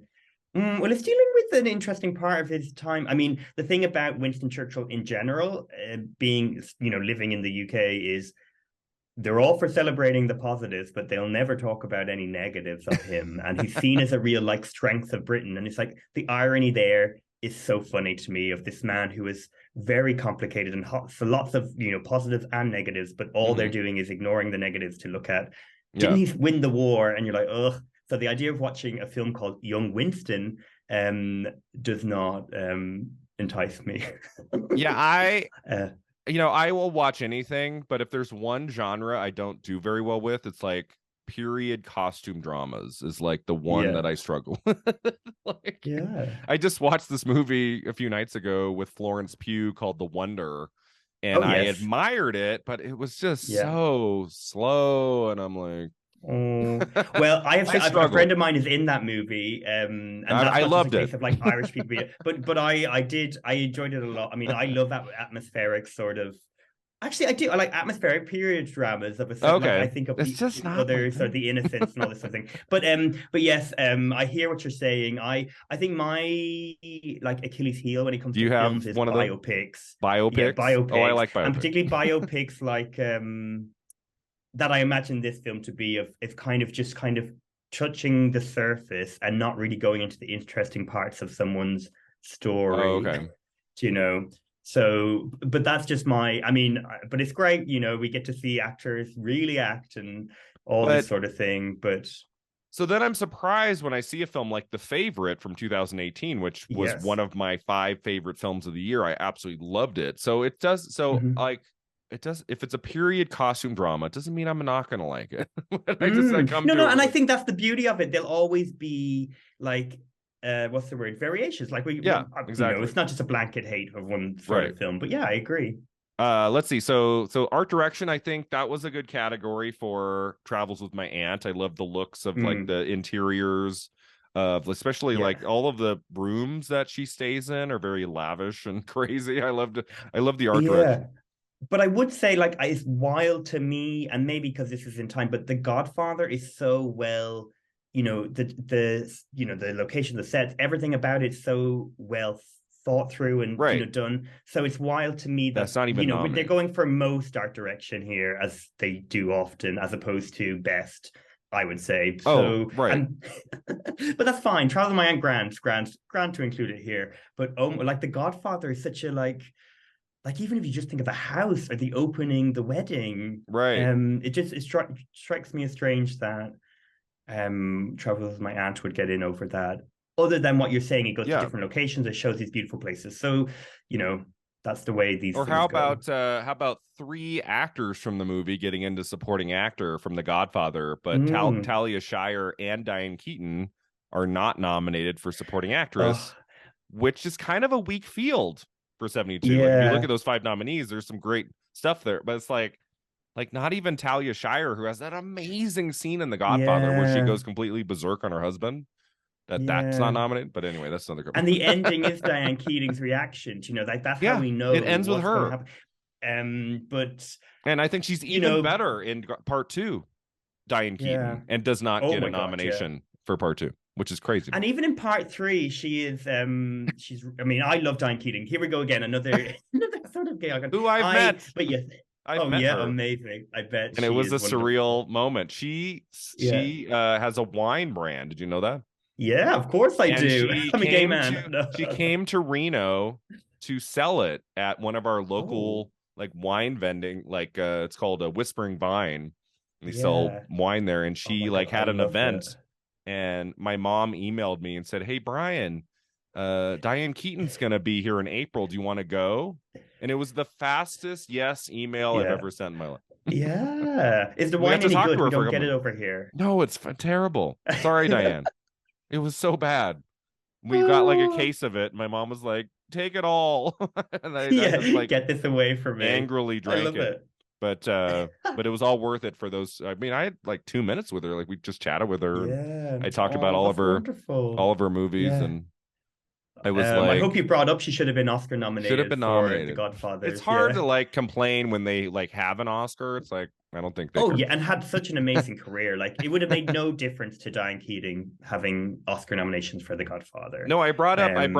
one of my favorite roles of hers is Marvin's Room, which I think is an Oh underrated drama with yeah. Meryl Streep, and Mhm. she said, "Oh, I didn't think I was any good in that." And I said, "You got an Oscar Mm, nomination for it." And yeah. she's like, "Oh, what do they know?" Uh, Yeah. Oh, I love her. but so yeah, so going down the list, we have two more here. Cinematography. I don't think this should have gotten into cinematography. Like, Lord there's nothing no. that exciting about its look. So But again, again, The Cabaret Godfather's not wins. nominated. Oh my God, what is going on here? There I some like They anti-Godfather-ness must have going hated on. it to a point, What? and then Okay, watched the film. like Maybe, maybe they didn't see it. art direction. Okay, Yeah, it is absolutely bonkers insane that The Godfather is not nominated for cinematography, but Butterflies Are Free gets in, yeah, which is mostly in an apartment on a right, yeah. sound stage, and the camera just basically, cuts back and forth between three actors talking. That is bizarre. That is bizarre. We talked about that I in July. It's an okay. I liked it. It was Yeah, okay. It was an okay film. But I was on that episode. I'm like, why does this movie get cinematography? That's crazy. yeah. Like That maybe is Charles mad. B. Lang, the cinematographer, maybe he had like an in with the voters. Maybe Yeah, that's what I think. that is. Well, his first credits were on silent movies, so maybe Maybe there they was this career sort of he was nomination, like but that the Roger seems Deakins mad. of his time, like Oh my just God, his yeah, name's on it, like nominated. yeah, wild. I just posted Well, today. I said, I think Roger Deakins is getting in for Empire of Light, and everyone's like mm, coming at me like that's not getting nominated. I'm like, yeah, it's like his name is on the movie. He gets yeah, nominated. Like, don't you know? yeah. And it again, if we're talking about the Oscars, it's like that's the most cinematography. I mean, I'm not a huge fan of that film, but it is well shot for what is going on screen. It's Oh, like have you seen it? Olivia Colman's. Yeah, I Oh, saw it in you've the seen film Empire of festival here Light, in London. Yes, and it's not yes, very and it good. is pretty. Um, I'm hearing I mixed reviews. think. Yeah, well, for me personally, I wasn't the biggest fan. I think it's trying to do a few different things when it Okay. should just be really focused on one or two. But there's some good moments. And if we want to talk about, like, for instance, if you were to talk about race in Emperor of Light versus Travels with My Aunt, a lot of things have changed, but a lot of things Mm, haven't. I think it's a very like I'm really interested to see who will be watching this film and what their reactions will be hmm. because and I'm not one of those like, oh, we should tear down anything for whatever reason. I think we should have conversations. But sadly, I'm not sure if Sam Mendes spoke to anybody about race at this time in British history, Interesting. apart from maybe Googling it. But I don't know that for a fact. But yeah, so but It's Olivia set in the Colman's 80s, good. right? It Is it is, in the yeah. So 80s? there's like skinheads and it's Mm. like a very sort of interesting things going on in the film, and where it's set in Margate. Sorry, now I'm going into great detail of a film I don't really, I haven't thought about since I watched, I'm but yeah, I can't imagine it getting into anything other than technical categories, unless okay. Olivia Colman really is loved in a way that shock. If she's nominated and like we didn't have like Michelle Yeoh for Everything Everywhere All at Once, it wouldn't surprise me, but I'd be really disappointed in the Academy. Yeah, I say at this point never count out Olivia Colman because she's No. kind of the new Meryl Streep. Like if she's in a movie that people like and she's the lead, like she might get in. So Mm. we'll see. And she's always good. I love Olivia Colman, so it's just she's doing very similar things that you'll see Cinematography is elsewhere. is an interesting category because it's like, well, do we just nominate award like the most, as you say, cinematography? Mm, Like Avatar won in 2010, and I'm like, mm, is Avatar 2 gonna win this again? I mean, it's not just, yeah. it's like it seems to me a lot of that is the visual effects. It's not so much that Mm, we're awarding the cinematography. It's like a tricky thing. It's like how much of this was actually the cinematographer and how much of this is like the visual effects artist yeah, is an yeah, interesting yeah. conversation too. It's true, yeah. And they seem to lately, if I'm thinking of the right films, go for like the most like Yeah, dramatic look or the most, yeah, as you're saying. So we'll see. That's why, like, I think Cabaret is a really great win. Like, that's I a mean, good, I that's love I Cabaret, can't, but that's yeah, a it's great. wonderful, wonderful win. The Godfather should be there. But The Godfather should definitely be there too. And to be honest, when it comes to films like Cabaret and The Godfather, other than Best Actress, let's say, or Best Actor, like then it's a toss up most of the time. Because I think they're Yeah. both equally wonderful. So why not? Why not just try and spread the love of those great films? Yeah. So Cabaret wins cinematography. The nominees are Butterflies Are Free, The Poseidon Adventure Again, 1776, which I have not seen, and Travels with My Aunt. So yeah, I think even the cinematography in the Poseidon Adventure was not. I mean, there were some cool stuff at when the ship is hit at the beginning. That looked actually really good for a 50-year-old movie. Like it Mm, looked pretty strong, yeah. but I feel like more of it was editing than it was like the actual cinematography. Mm, But I mean, the a great movie won, so that's always like if there's like some questionable nominations, but the right movie wins, then it's like okay, it's fine. So that was the yeah. case Yeah. here. And then costume design, the nominees were The Godfather, which is a great nomination. Yeah. I just went to the Academy Museum in Los Angeles and they had a whole wing dedicated to The Godfather, and they had like 8 costumes from the movie on display, which was really exciting just to stand there with the costume. Yeah. So that was Oh, cool. And then Lady Sings the Blues, The Poseidon Adventure again. That's a ridiculous nomination. There's nothing exciting about the yeah. costumes in that movie. And Young Winston again. Do I have to watch this movie? Young Winston. No, well, no, dude. Maybe it's wonderful. Maybe I'll like Winston Churchill after if I watch it. But where's um, Cabaret now? See, this is where I'm like, what yeah, the why is hell is Cabaret going not in on? there? Cabaret wins Um, 8 Oscars. It's not nominated for costume design. mm, What's going on there?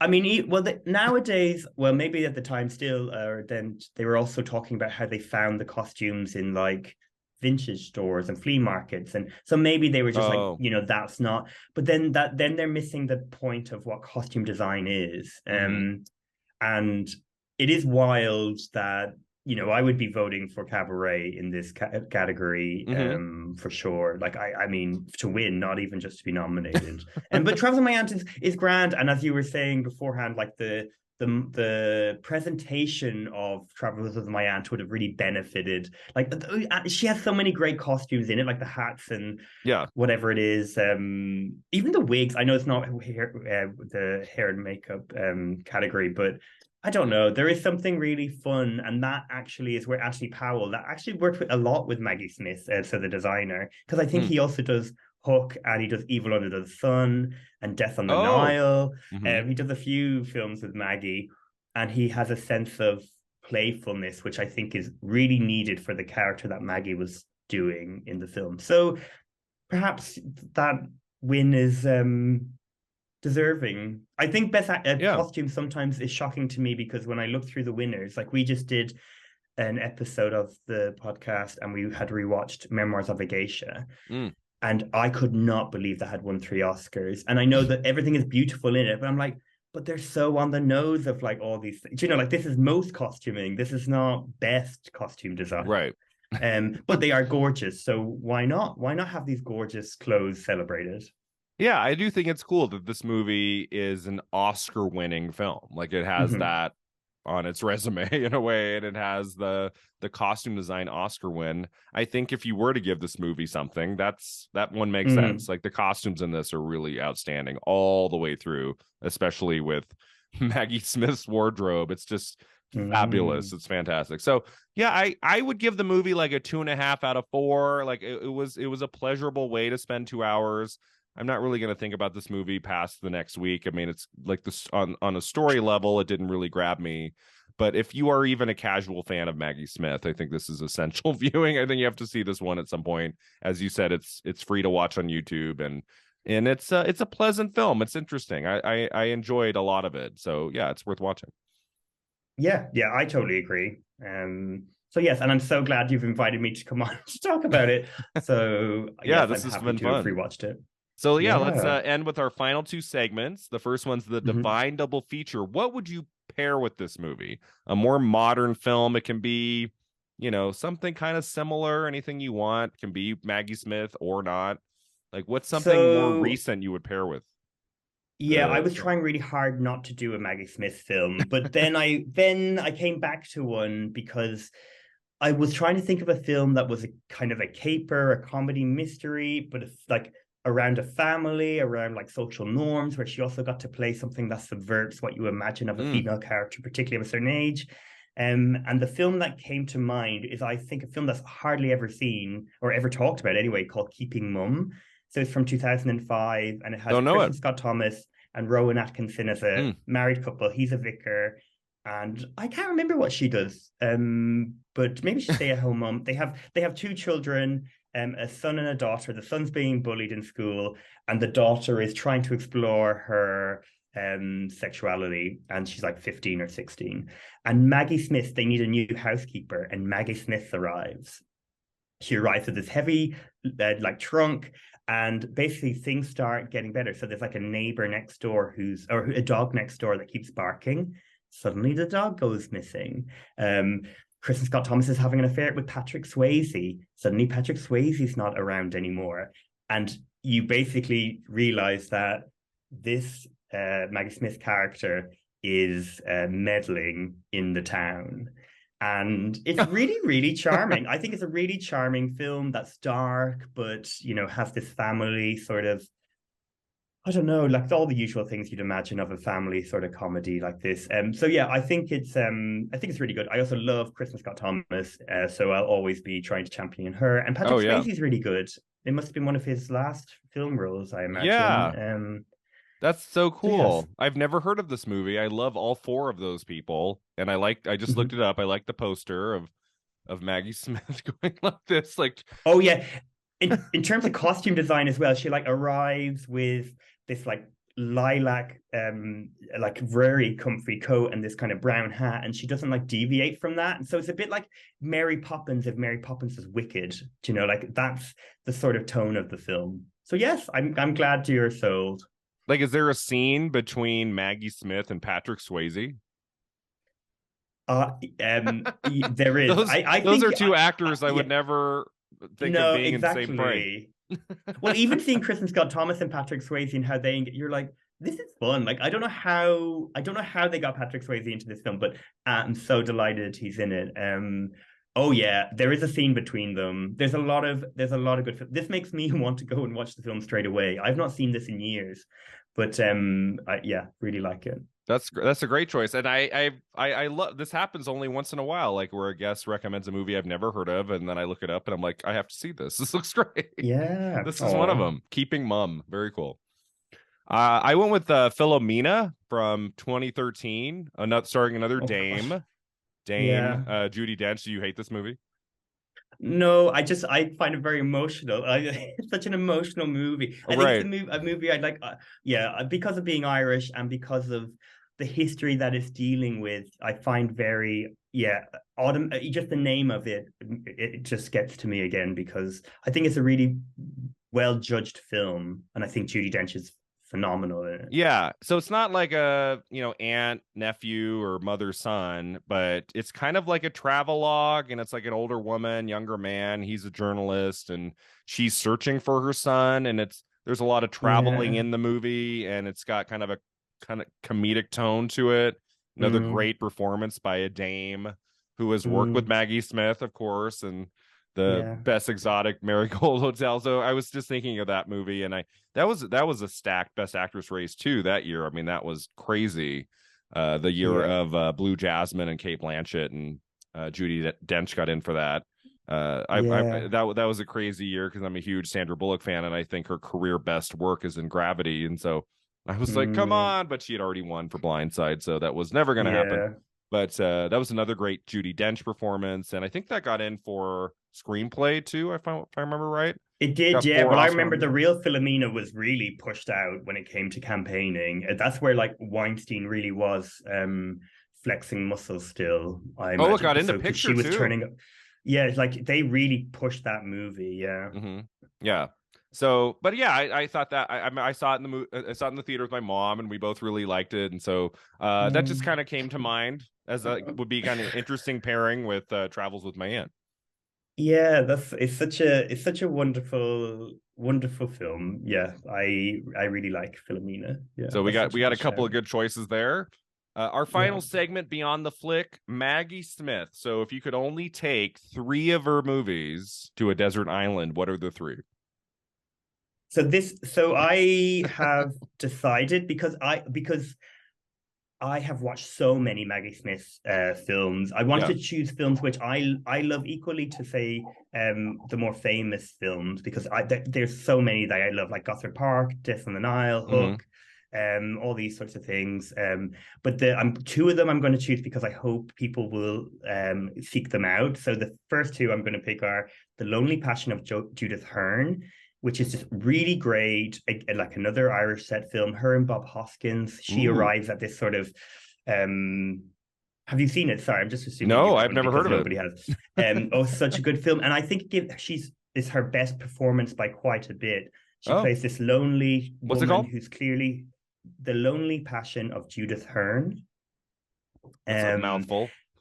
Yes, it is a mouthful. And I believe it's from the 80s, but I could be wrong. It might be late 70s or early 90s. But yeah, she just joins this 87. uh 87. Okay, yeah. So she joins this house where she's renting a room, and you learn about this character and why she's in this position, and she has she's an alcoholic, and it is beautiful. Like I think it's a Mm, really striking film.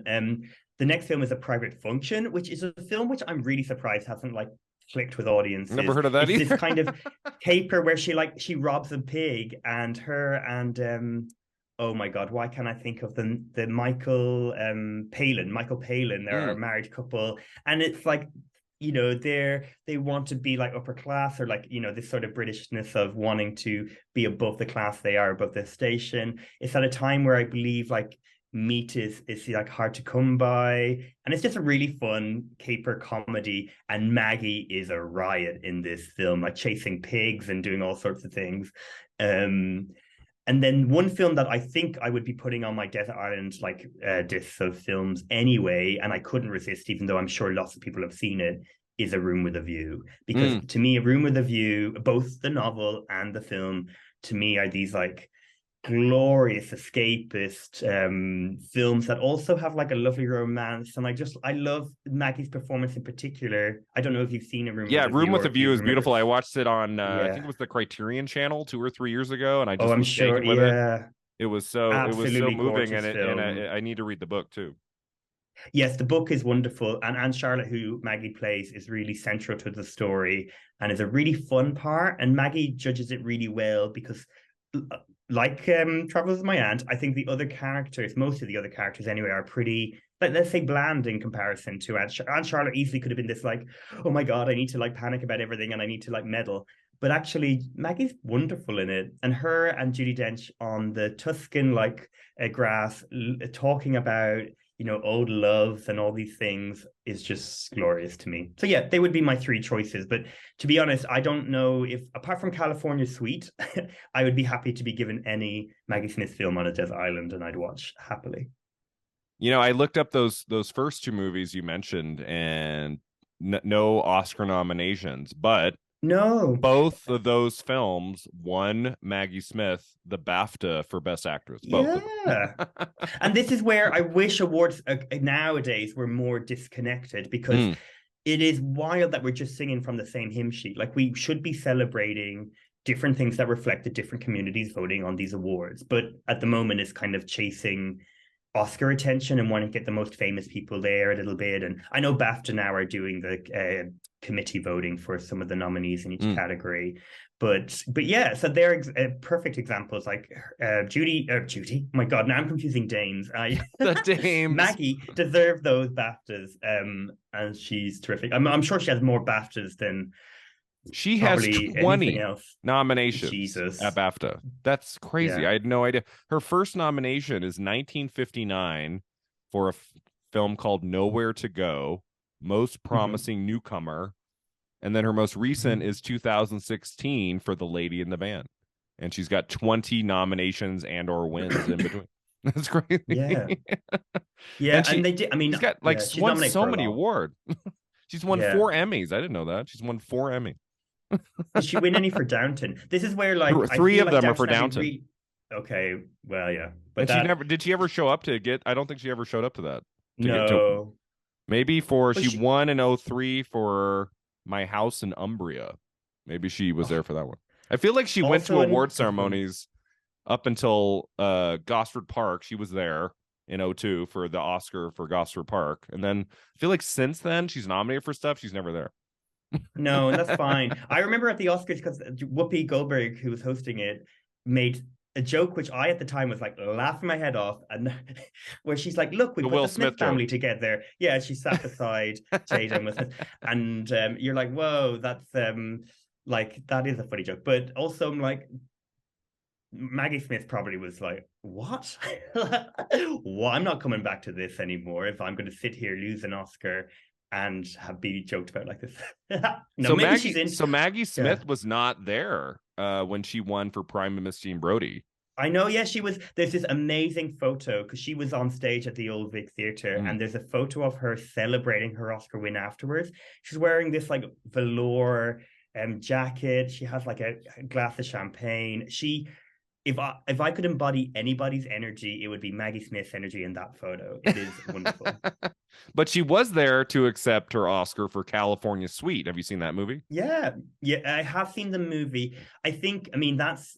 I can't think of. Do we get? It's like Rat Race or something. Like, is the one, that other film that comes to mind, of like different stories that maybe if we just focused on the different Right. elements, it might be It's a better. Neil I mean, the Simon various. Yeah, multi-story. yeah. So her part with Michael Caine as like he's a closeted actor, or a Right. closeted husband, and she is hmm winning this Oscar, or Yeah. she loses the Oscar, right? But her panic attacks and her like drama is something that is special. But no, I'm not a big fan of that film. No. And then her first Oscar nomination is for Othello from 1965. Have you seen that adaptation? I haven't seen that Yes, one. I've again, that's based on an Old Vic production with Mm. Laurence Olivier as doing blackface. And when I say blackface, it is not a shade of color anyone has ever looked. Oh wow. It is something to look at. That Othello. I don't know if even that's available public. I mean, I'm sure you can see images and whatever, hmm but yeah, and she plays Desdemona, and she's very good. But Laurence Olivier is kind of horrific to watch that performance now, I would say.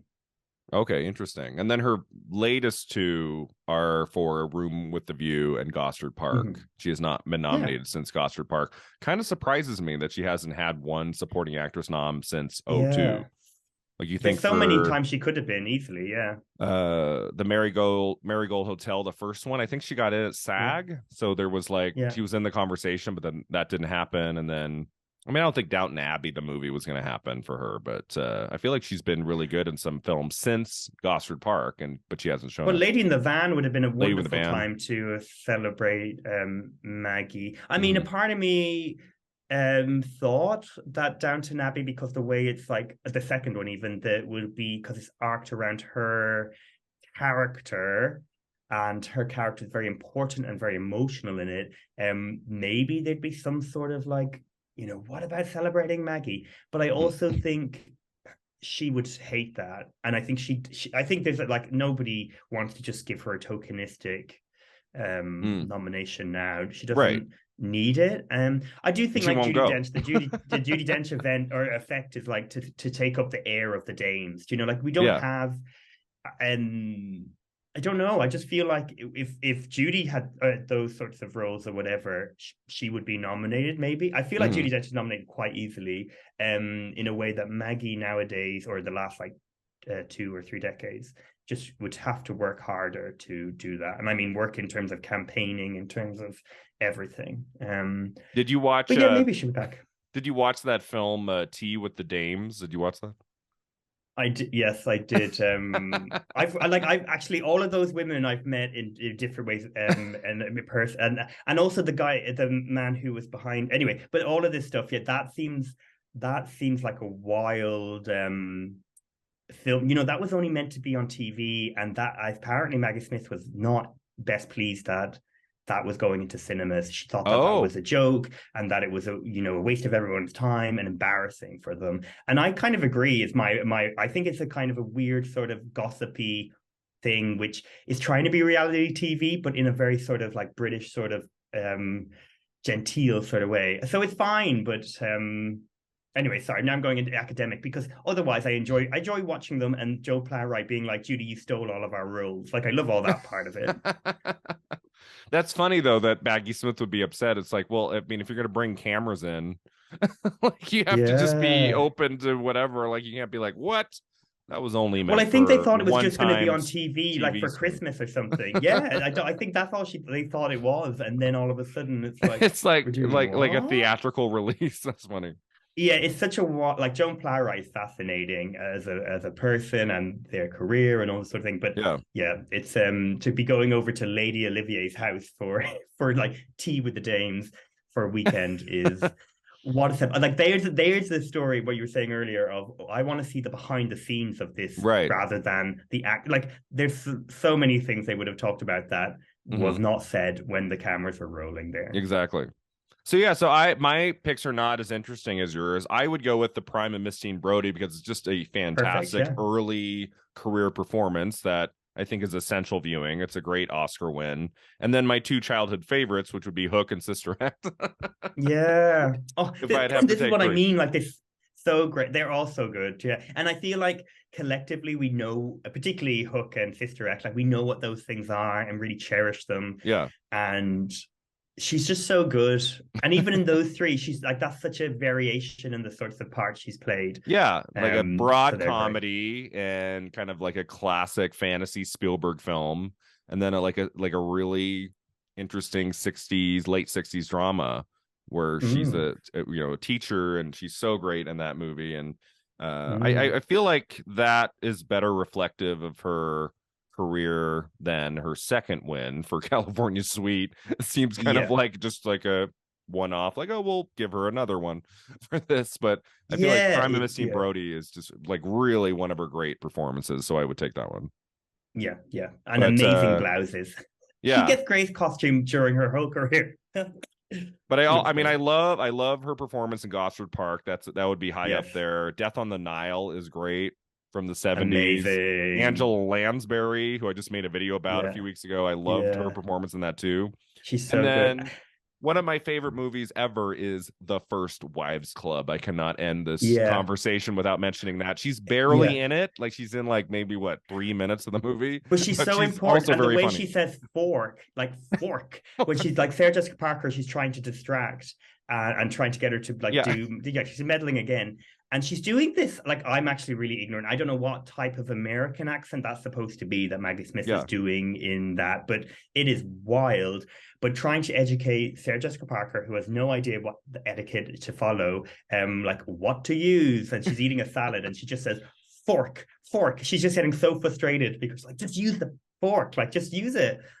She's wonderful. She also she sat in a car in a wonderful like I don't know if it's mink or whatever sort of When she watches them her coming outfit. down, Yeah, and she's like, she has to she calls them. Yeah, she's watching them as they go down the whatever you call like that washing thing. yeah, And then but she's also before that she has to call them and that's this is like literally one of the few lines she says and the code word is like social crime is on the rise. It's like what she calls up to Bette Midler to be like, get the hell out of that flat. And you're like, great. I love that she signed up to do this film. And again, I think that comes from like her theater background of like, she could have, be doing loads of things, but no, she's going to go to America and do this very small film and just have a great old time. Like a very yeah, small role, sorry, I should say, not small film, small role in small a role, film. yeah. So Yeah. yeah, a year ago I wanted to celebrate the 25th anniversary of the movie in some way here on the podcast. And so Yeah. I had the casting director of the movie, Eileen Starger. She came on Oh, and we talked about her whole career for 2 hours. It was a really great conversation. But the middle 45 minutes of that conversation was all about the First Wives Club. And I just like picked her brain about every amazing actor she got in that one movie. Like it's one of the great yeah. ensemble films of the 90s. There's like 10 Yeah. plus amazing actors in that movie. I Yeah. think I asked her about Maggie Smith and Mhm. she said it wasn't as hard as they thought it would be. Like they Mm. sent her the script. She thought the character was funny. She liked the Yeah. actors that had been attached to the project, and so she came on and I think she shot her Oh, part I love pretty that. quickly. I don't think it was a very long Yeah, shoot for her. So I'd say she's so. like an essential little piece to that film I enjoy. For sure. And another one, just talking about Maggie Smith films in the 90s with stacked cast, is like Tea with Mussolini, which is a film when I was a Oh yeah. kid I really, really, really liked. Mhm. And I have rewatched it. Like, it's not a perfect film. It's this Franco Zeffirelli film about his childhood, really. But oh my Lord, like he has Lily Tomlin, Cher, Judi Dench, Yeah. Joan Plowright, and you have Maggie in this, like, kind of the most Maggie Smith role you've probably ever given of a woman who literally is obsessed with Mussolini, a bit like Jean Brody, but like she is this like holding on to all this like Britishness in this colonial sort of Yeah. family. It is So Maggie seems to just attract other celebrity or not even celebrities, but other great actors. Because even some of her like least celebrated work or least seen or least successful, like Washington Square, for instance, that still is an amazing cast because you have oh my god, what is his name from Albert Finney and Ben Mm. Chaplin and Jennifer Jason Leigh. I don't know. I just think Maggie is always in great company. Yeah. Divine Secrets of the Yaya Sisterhood, not a great movie, but Another one. another great cast. I mean, the Ellen Burstyn and Sandra Yeah. Bullock and Ashley Judd and Maggie Smith Fanula is like, Flanagan, a great Irish actor. Yeah, and there's Maggie loads of Smith is hilarious in that movie. She's like, she has so many yeah. great lines. When she talked about her, it took me years to discover my husband was gay. She like has a lot of really funny lines in that film. Yeah. So she's one of those actors that can take a mediocre movie and make it a little better every time. Yeah. Like if it's not a great movie, like her presence will always bring something exciting and fresh to the material. Like that's what she's been Yeah. giving to movies since the 1950s. Maggie Smith. Yeah, that's it. And she's going to continue because like her next movie, I think, is called I forget what it's called, but it's about a group of people going to Lourdes, which is this religious pilgrimage, and it's her, Laura Linney, and Kathy Bates. And it's like, Oh great, great. wow. You just keep going, Maggie. Keep You're just going. going to be wonderful. I mean, at 7-year-old me saw Hook and I thought, who is this 85-year-old woman? Yeah. And here we are 30 years later, and she's apparently now 115 and she's shooting another movie. She just keeps going. Yeah, she's How old is she? wonderful. Like 90? late 80s, 90s? Ooh, I don't think this is the sort of thing from interviewing dames. I Oh, would you don't be ask about told their not age. to never ask about an age. She is ageless and timeless. Well, But I don't know what the real answer is actually. I have no idea, but here at um, Film at 50, we tell you how it is. Her age is not on IMDb. That's interesting. ooh, that's You the way can't to do hide from it. me, Maggie. She's 87. Yeah. Oh no, poor Maggie. Poor Maggie being told this thing. But yes, But she's she's timeless. She's wonderful. timeless. She is timeless. Yeah, she's timeless. Yeah, Yeah. she's an all-timer. Like I think when in 50 years more, like we will look back and think about, well, I hope I'll be around when in 50 years, but I'll be like Maggie will be someone that will be celebrated. And I Hmm. don't know, she's just inspired so many people and is a nostalgic favorite because of the sorts of films and the sorts of performances and the sort of characters she's played. So yeah, it's been such a delight to come and talk about this film and Maggie and about all these people, Diana Ross, anyone else we've touched upon, Joan Yeah. Plowright, all of them. It's been a real joy. We get two gays talking about Maggie Smith, and we're gonna be here well, you know. Exactly. I This love was it's like the Maggie Smith such episode. this was such a joy to finally get you on Film at 50, Michael. This was so Yes. much fun to talk to you today about travels with my aunt and the career of Maggie Smith. As we wrap up here, I'd love for you to talk about your podcast and anywhere our listeners can find you online. Now would be the time to tell us. Yeah, so I do a podcast with my friend Scott called Don't Know Her. It is a podcast where we celebrate actors who we think should be celebrated more in their career. So we do Mhm. kind of a mixture of, character So you talk about actors, Meryl like Streep. well, yeah, exactly. Meryl Streep's like the epitome of who we don't talk about, Yeah. or Maggie Smith, for instance. But we talk about, we have talked about, say, Angela Bassett or Alfred Woodard, Yes. because even Love though they're Angela Bassett. celebrated, they totally could be and should be doing more. But then we talk about much smaller people, say like Kate Dickie, this Scottish actress, or Fionnuala Flanagan. We find ways of trying to like encompass all sorts of people. Oh, cool. But yeah, you can find us on don't know her underscore pod. Sorry, you can find us at don't know her underscore pod on Twitter or Okay. Instagram. Hopefully, Twitter will still be here by the time this is released after Christmas. Right now, it's still if not, there. just and we're available anywhere really. So wherever you listen to podcasts. So yeah, just type in "don't know her" and yeah, have a listen. It is such a like pleasure, as I'm sure you find with your podcast, to spend time with people's filmography and reflect on their work and consider why were doors not open to them, or what sorts of roles they could be offered. And yeah, that is just such a joy to do that. So yes, and you must come and guest Oh at yeah, some I would point if love to. there's an It'd be actor you'd fun. love to talk about. Yeah. But yeah, no, thank you again. It's been such a joy. Yeah, thanks for being here, Michael. This was such a pleasure to have you on today. And thanks to all of you for listening. You can find us online at filmat50.com. We're on Twitter and Instagram. And until next time, remember, 50 never looked this good.